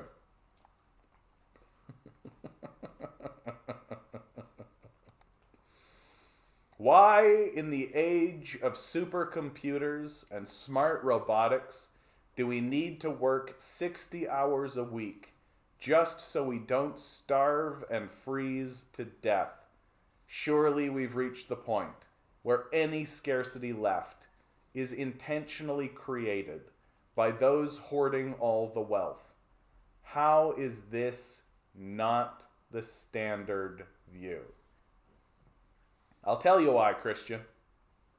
Because billionaires spend hundreds of billions of dollars to gaslight us. That's why. That they take the wealth that they have hoarded and they buy media apparati and they buy politicians and they spread ideologies of death cults into the society in order to deflect attention away from their very existence. Or at least deflect attention away from the fact that their existence is the problem. Today they opened a pipeline from Norway to Poland, the Baltic pipeline. Strange that Nord 1 and 2 got blown up, huh? It'll be impossible to turn to Russia for gas now, yep. Like, that's the great tragedy of that. Like, this is actually a tragic moment. Because there always existed, in the midst of this crisis, there always was a chance that European nations would actually begin to act rationally and would actually begin to respond rationally and actually begin to care about their own citizens. is this finally the coup de grace for European peace? I think it is. Actually, Ligandi, I think that you've said it in a way I think that's very elegant. That was the coup de grace for European peace, because now there's nothing to negotiate, right? That they can't actually negotiate, because what can Russia offer them now, right? Russia can't offer them anything. And if there's nothing to trade, right, it puts Europe on this singular path, right? That they naturally now have to treat Russia as an antagonist, because Russia has nothing to give them. They can't sue for peace, they can't trade for peace, right? And as always, what happens in Europe, right, is that as the people fall into desperation and despair, right, as they collapse into this system of extraction and abandonment, the populaces will turn to strongmen and demagogues, like they've already done in Italy. And those people will rise through the ranks and become powerful, and they will commit to war. It's exactly what I've been saying about what's going on in Kiev. That if you ban all of the leftist parties, then there's only one way to go. There's only one way to go, right? No, we are in the middle of World War III. Of course we are. I actually think we were in World War III during the invasion of Iraq.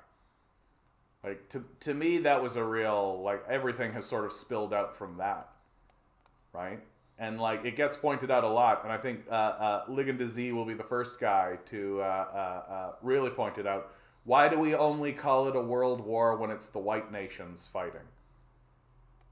Like, we have been, just because this is the natural consequence of empire, right? That what we do to the rest of the world, we eventually do to ourselves. That how we treat the people around us is how we end up treating ourselves. And this moment,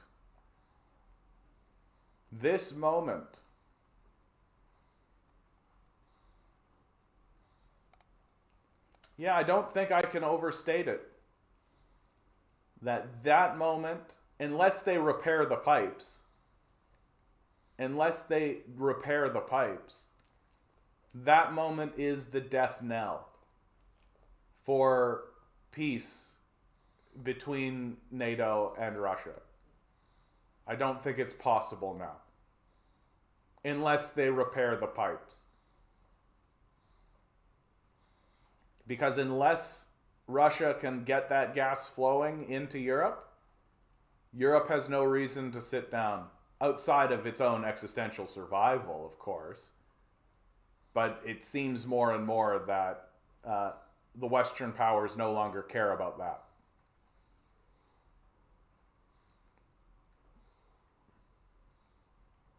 Doesn't matter. Russians are fleeing conscription. That is happening for sure. The U.S. has declared delivery of 36 more HIMARS and tanks that are decimating Russian lines. Russian is on defense now. Inside Russia, just fled Uzbekistan with his family to avoid him and his family being called up. I think that the reports, and do I have it? I had an article, or I was looking at an article that was talking about this. I do think that the reports of Russians fleeing conscription and all that kind of stuff are probably overblown, right? Like it 100% benefits. 100% benefits the, yeah, here it is, from the Wall Street Journal, right? Russian military recruitment centers attacked amid mobilization pushback. Like, this kind of stuff was bound to happen, right? Like, it always happens that way. You can't mobilize or conscript or do any of that and expect anything else.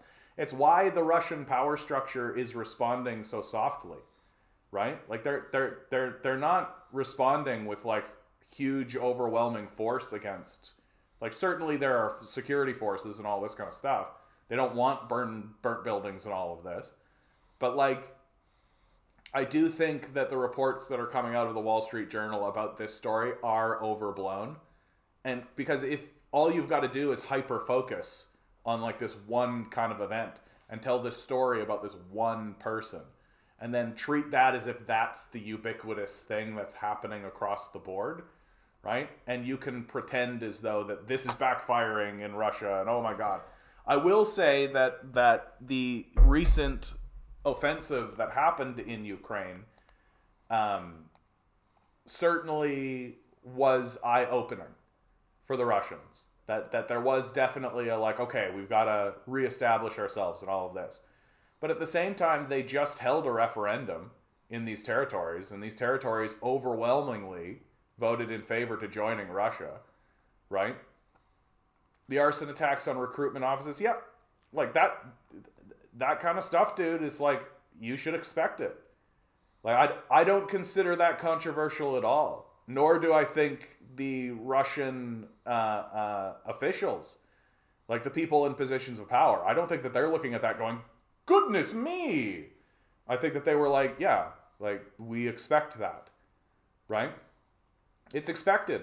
You should expect it. If you're going to call any kind of mobilization or conscription effort, you're going to have that. Like, and it's not going to be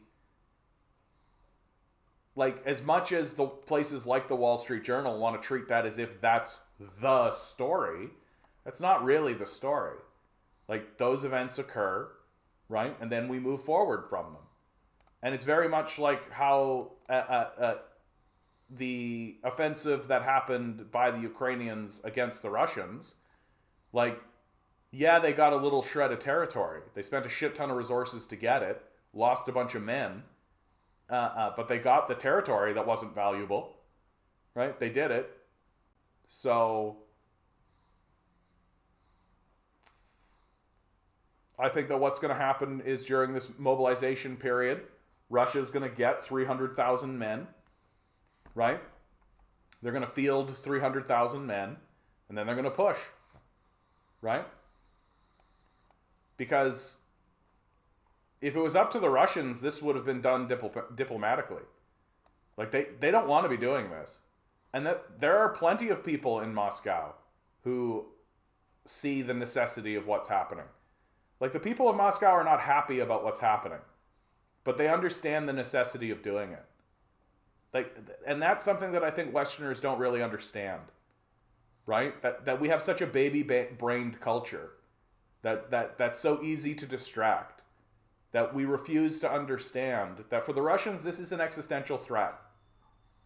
And they're not going to Ukraine going, Slama, they're not like singing anthems and shit. They're not like cheering and waving like that. Sure, you can find pictures of this, right? They're not singing campfire songs and like patting each other on the back. They're doing it because they know they have to. They have to. They don't have an alternative. There is no alternative choice, right? They're not caught up in a fervor of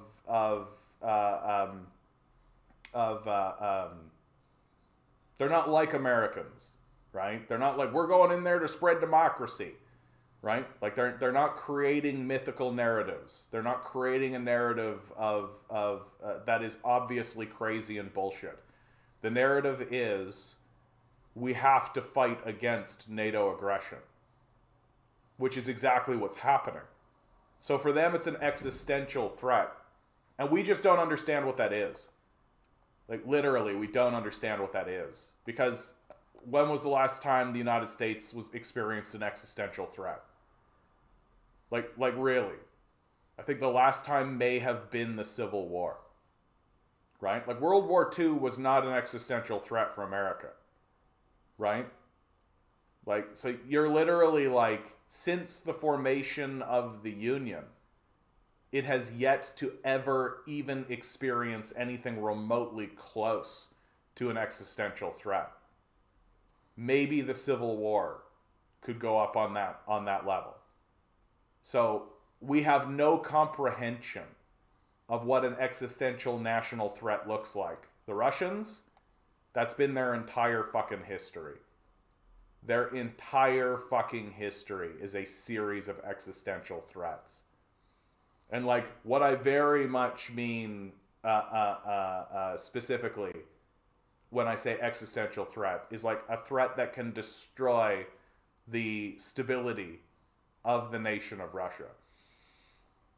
Kazakhstan, Armenia aren't recognizing the referendum. Yep, 2 out of 156 countries. Yep, well, and there'll be more, right? The European nations won't.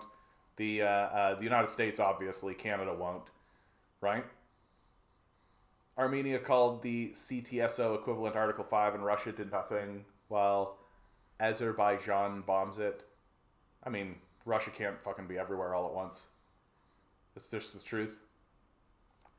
And if Russia responds softly, they'll be like, haha, Russians are so weak. If Russia shows strength, they'll whine about how monstrous and barbaric the orcs are. Yeah.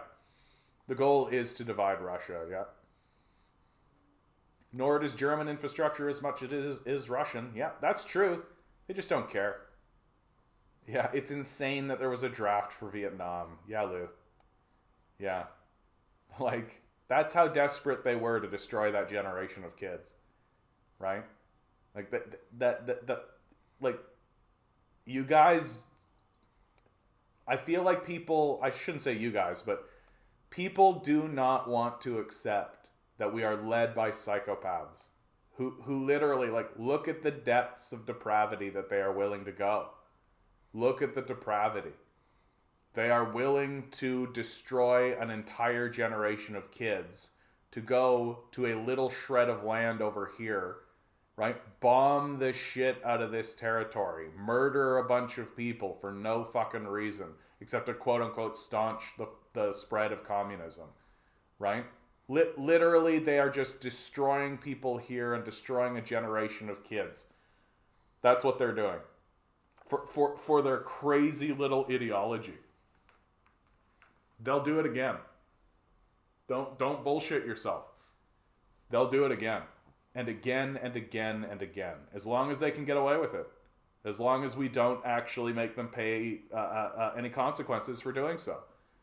That's why the 2008 financial crash should actually be thought of as the end of capital and the end of capitalism, because the powerful literally collapsed the world economy and then got bailed out. Not only did they face no consequences, they got rewarded for it. That's the end of capitalism. It's the rise of fascism. Like, the state merged with the power structure, with the business class in 2008. Like, that's what happened. And in the process, they're destroying their people. Yeah, because they don't care. They don't care about the people, right? They care about their own wealth, their own prestige, right? That's what they care about.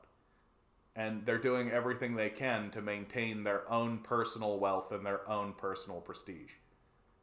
And I think it's going to backfire in huge ways for Europe. Like, how much longer until the Europeans begin to turn on each other? How much longer until the old grievances begin to rear their heads? How much longer until Poland turns to Germany and says, you owe us this from this event? How much longer until Romania stands up and says, you owe us this for this? How much longer? How much longer until the Nazi state of Ukraine begins to actually push into these territories with the help of NATO? And ultimately, how much longer until the nukes start to fly? How much longer until the nukes start to fly?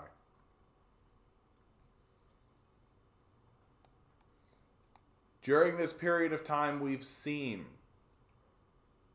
the question of nuclear bombardment and the conversation that is happening throughout the United States is, why even have these weapons if we're not going to use them?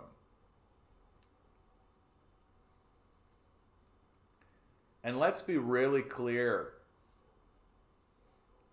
If they drop nukes, human civilization is over. That to me is extremely black and white. If even a single nuclear bomb goes off, there are no rules that you must follow. There is no institution that has any credibility. There is no structure that has any validity whatsoever. If they begin using nuclear bombs, it is every man for himself.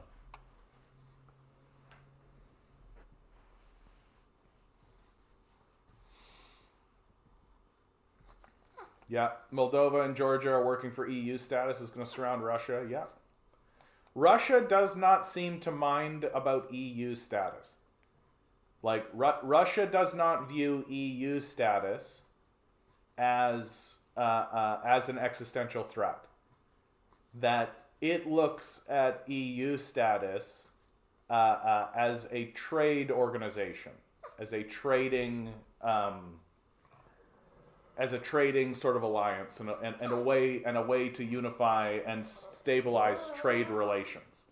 And so it doesn't view the EU with that. Okay, Milo, I hear you, buddy. You're a good boy. I get it. You want nothing but love and cuddles and fun. I understand.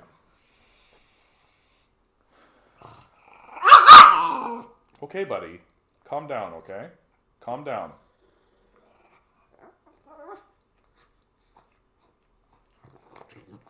This guy. So, Moldova and Georgia joining the EU. Hey, people are listening. You're hurting their ears with your barking. Even though you're playing. Okay? We'll do that later, okay, buddy? Okay. Yeah, sorry, guys. My dog is literally like, let's play, let's play. That's okay, buddy. You can have snuggles. Yeah, notice me, daddy. Notice me, daddy. I know, buddy. I know, dude. I love you too, Milo. I know. Russia doesn't mind if countries join the EU, right? That the EU is is an economic stabilizing force within nations. That's how Russia views it. It doesn't view it as an existential threat. It sees it as a trade alliance, right? Which ostensibly trade is peace, right? Trade is peace. That's what it is. Like it's so if Moldova and Georgia want to get involved with the EU, right? Like that's more or less fine. It's NATO that's the problem, right? Because NATO is a quote-unquote defensive alliance. Like NATO is the military alliance and has obviously shown on several occasions its willingness to destroy countries, right? And Finland and Sweden joining NATO, Russia has said to them, look, if you open this front, we will fight, right? But Russia's general opinion of Finland and Sweden joining NATO is kind of like a shrugging, like, yeah, like we understand. Like you guys feel scared, right? Things are threatening, right? There's military action happening between major superpowers, and you're not coming with us. Like we know that. Like we know that Sweden and Finland are not coming to Russia. Like we know that. And so you guys swinging over to NATO makes us kind of go like, yeah. But if you actually open up a front, like if you actually open a military front here, we will fucking destroy you. And so probably what's going to happen with Finland and Sweden is that Finland and Sweden will join NATO, send a certain percentage of wealth and weapons, maybe even men, into the conflict But they will not open up this front. They will not do that. It's the same reason why Estonia, Latvia, and Belarus, or sorry, not Belarus, but Latvia, why they are not opening this front, right? Like, there's a reason why the battle is being limited to Ukraine. And the reason why NATO isn't trying to push in and trying to do stuff from this. Because the citizens of Finland, Sweden, Estonia, Latvia, and Lithuania know exactly what's going to happen if that happens. And Russia has made it extremely, extremely clear to them. And has said, like, Putin even said most recently in his most recent speech, we are not bluffing. And every single time NATO has thought to itself, the Russians are bluffing, the Russians have not been bluffing. And so if NATO says, we're going to push troops in through Finland, well, Finland will be destroyed. Like, Helsinki, bye. Bye-bye. Like not we're going to send a platoon in and send a troop and try to surround and all that kind of stuff. Like, literally, this city will no longer exist. Take the name off the map. This will be water. And the Finnish know that. Like, they know that. Like, it's the reason why, like, any conversation about, like, let's send troops into Russia. Russia has said, and everyone should believe them, you cross this line, pick your city. Berlin. You want Berlin gone? We can make Berlin gone. You want Amsterdam gone? How about Brussels? Paris? We are not bluffing. And I believe them. And so this is why this is a proxy war. That the solution that the Western powers seem to have come up with for how to do war in a nuclearized era is that they all sort of agree upon a field of battle. That it seems as though the nuclear superpowers have all agreed. We want to do war because we are a warlike people. We desire war. And so we are going to choose as our field of battle this territory. Within the confines of this territory, all bets are off. We can do anything we like, okay? And we all agree. As long as the fighting happens in Ukraine, that's fine. Should the fighting spill out of Ukraine? Should the fighting spill out of Ukraine? We will use nuclear power. That seems to be the agreement that has happened. And it isn't to say that Ukraine hasn't, like, lobbed missiles this way, right? It isn't to say that there hasn't been overstep in terms of shots fired and all that kind of stuff. But that's different from pushing out with an armed group of people to seize territory. Like, it really is like capitalism must have war. Like, it just has to have war. And one hoped during the post-nuclear period that would become more and more limited because the threat of nuclear annihilation would be so high that no one would ever dare to do it. So it looks as though Westerners have found a way to do it. And the way to do it is to choose this field of battle and say, okay, we can do war here. It's insane. But it seems to be exactly how it's gone. It seems to be exactly correct. That as long as the West, the European nations in America, NATO, as long as they don't use nukes in Ukraine, right, then Russia will also not use nukes in Ukraine.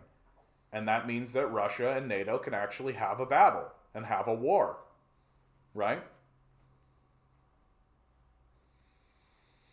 Or maybe Russia can use conventional hypersonics to take out USA's nukes. I mean, that's another side of the conversation, right? Like, it's amazing how much damage these guys can do without even using nuclear weaponry, right? Like hypersonic missiles exist. Like thermic missiles exist. Like these things are terrifying. Like, what's so crazy about all of this, about the conversation we're happening? Like, Russia and China have shown on more than one occasion that they have missile technology to hit any location they want on the planet. China just last year did a hypersonic missile test, and they sent a missile around the planet and returned it to China. Like, they can hit anything, anywhere, right? Like, it is not hyperbolic. It is not hyperbolic to say that if the Americans push into China, if the Americans push into Russia, pick a city. Which city? Like, we should take bets. We should take bets. Which city? Like, if you're the Russians, what city do you think they're going to wipe out? What city is going to have the biggest impact, do you think, in terms of the political statement? Washington? New York? Los Angeles? It would kill hundreds of millions of people and either start a nuclear winter or trap the sun's heat in the atmosphere, resulting in a Venus situation. But at least we would have won one for the Gipper. Yeah, exactly, right? Like, what the fuck is this all about? Like, what the fuck is all of this about? Near as I can tell, what this is all about is it is about the destruction of Ukraine to privatize the resources. That during this period of time, capitalist forces have been buying up resources in Ukraine. And Ukraine has become the most corrupt nation in Europe. And that while there is the protection of the people of Donbass in it, there is also just straight up resource benefits for Russia to be involved in this. Like, when we talk about the water wars, right? The coming water wars, it's going to look like this. It's going to look like this. And what we're really seeing happen in front of us is the major superpowers, the major nuclear superpowers, finding a way to agree with one another on how to do battle for scarce resources, and where the lines of divide actually are. That as long as you don't cross this line, we can fight using quote-unquote conventional warfare. Right? Like, as long as Russia does not go to Germany, right? As long as Russia doesn't invade, right? France, right? As long as it's a country that doesn't have nuclear capacity, we can do what we like. And that seems to be what's happening.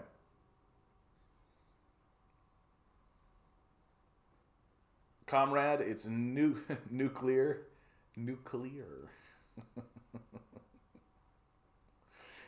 It's pronounced nuclear.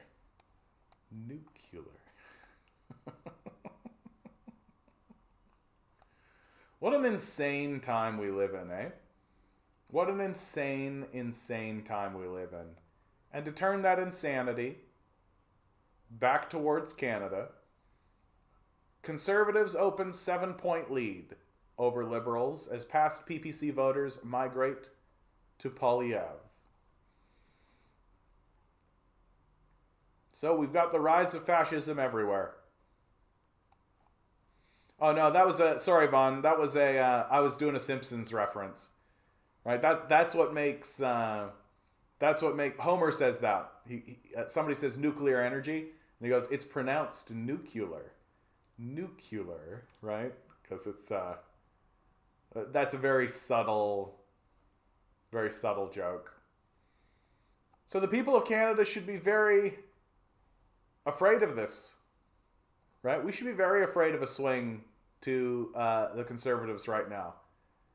It's an absolute disaster for Canada, an absolute disaster for everybody, really, including the people who vote Conservative. Like, nobody wins. Like, you take a look at what's going on in the UK, and I keep going back to the UK because it's the most obvious thing that's happening, where during a period of actual crisis, where the citizens are suffering, right, the government is literally abandoning them and extracting as much wealth as they possibly can. Like, what they are doing in the UK right now is further to the right than Thatcher. Like, really, really appreciate what's happening right now in UK. What they are doing is further to the right than Margaret Thatcher. Like, it's insane what's happening.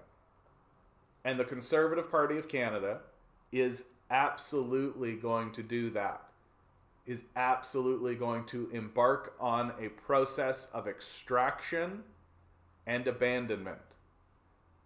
They are going to move forward with privatization efforts against the healthcare system. They are going to move forward with privatization efforts of the education system. This is how they act, and they're opening with a 7-point lead over the Liberals. Showing you very clearly that the Liberals have just opened the doors to this kind of fascist behavior, right? They're not standing up against it. They're not trying to fight back, right? They're just trying to convince you that they're interested in fighting back. And meanwhile, my chat is talking about nuclear Pepsi. Crystal Pepsi. What a time. What a time to be alive, man. You can get clear Pepsi, but you can't just get a fucking stable society, right? Isn't that wild? Isn't that wild? It's just irradiated Pepsi. This one's from Sean McCoy. I'm 27 years old. I have $120K in debt from an undergraduate degree. I've been paying $970 a month for 5 years. And of the nearly $60K I've paid in that time, only $2K has gone towards my loan. I ask again, how the fuck was this ever legal? Sean McCoy starting to recognize that the structure and the system of capital is a complete and total failure. Like, student debt is a scam.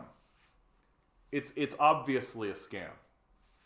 Like, and the people who defend student debt are just simps for a system of capital that is destroying them. It's incredible to watch. The older I get, the more obvious it becomes. And like the defenders of the system begin to just sound crazier and crazier. Like, the next generation, the fascists, obviously, right? They're the ones who defend debt. The next generation, right, of commentators, like, we just went through like a pretty high fascist group, and we're still with them, but they're getting older, right? Your Petersons, your Shapiros, your Crowders, right? They're going to get older. And as they get older, a new crop is going to come up underneath them. And that new crop is going to be neo-fascist. Like, explicitly. They're not going to try to pretend.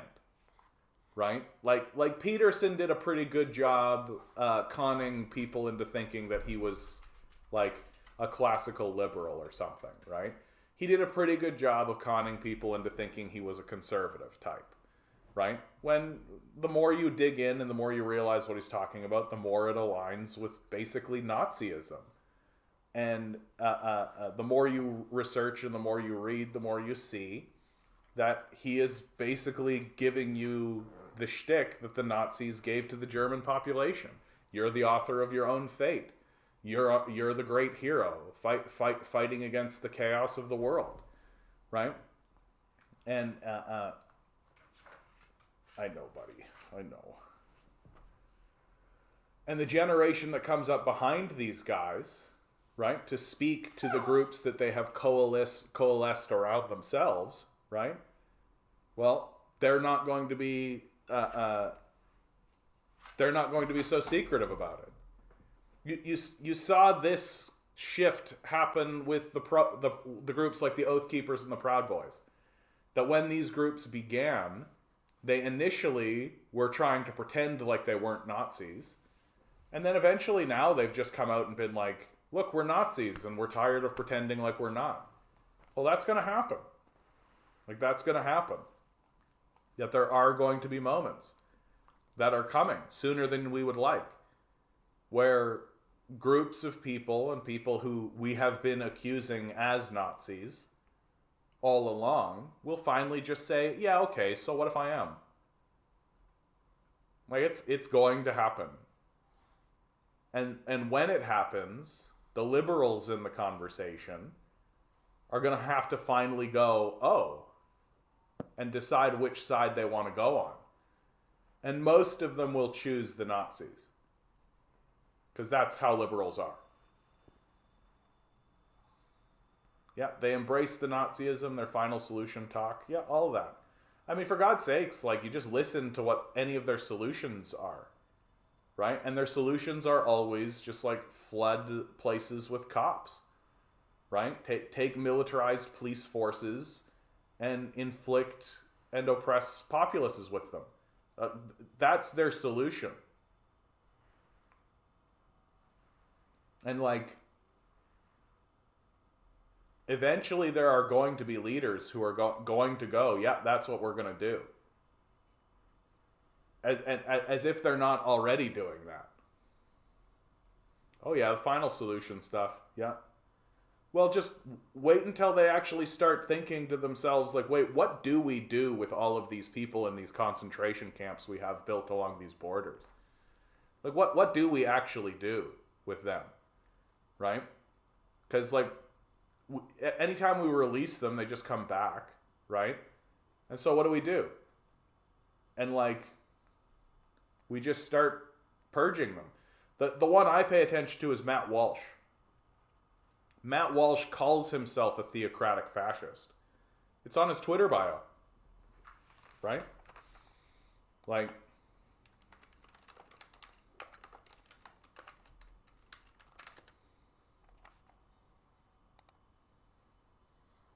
wonder if he changed it. It's been a while since I've looked at this. Yep, there you go. Theocratic fascist. Best-selling children's author. Right? Trying to purge trans people right now is what he's doing. Right? Our assault on gender ideology continues, and now we're going right to its breeding ground.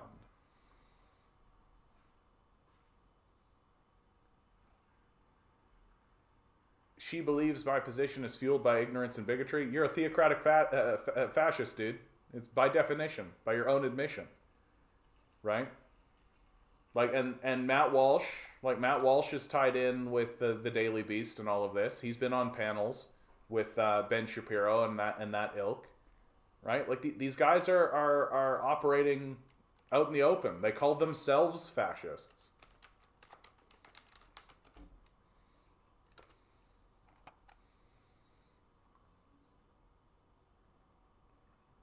Oh yeah, and now there's a funny thing going on where the Democrats are actually funding these fascists to run in elections under the principle that, oh, I want to run against a fascist because I will beat the fascist.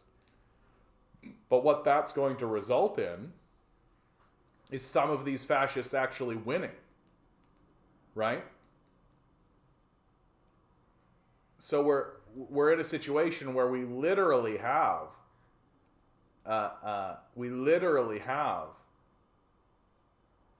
Democrats, liberals, funding fascist people and fascist groups under the guise of saying, oh, well, I'll be able to beat that guy. And then they don't.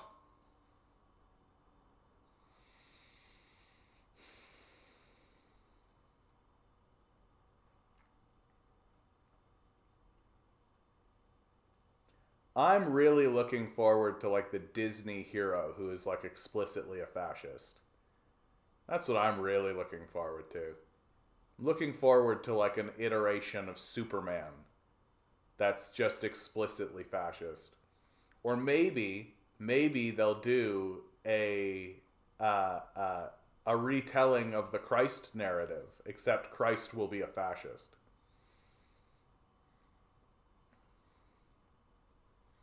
All right, guys. My throat hurts. I'm going to call it.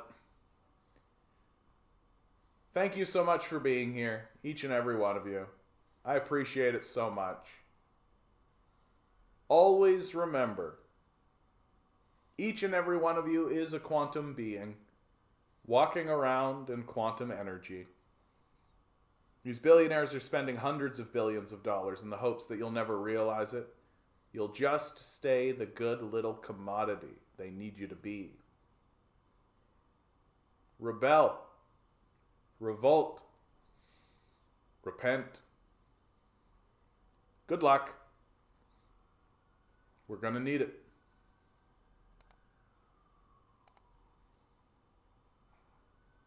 Nice.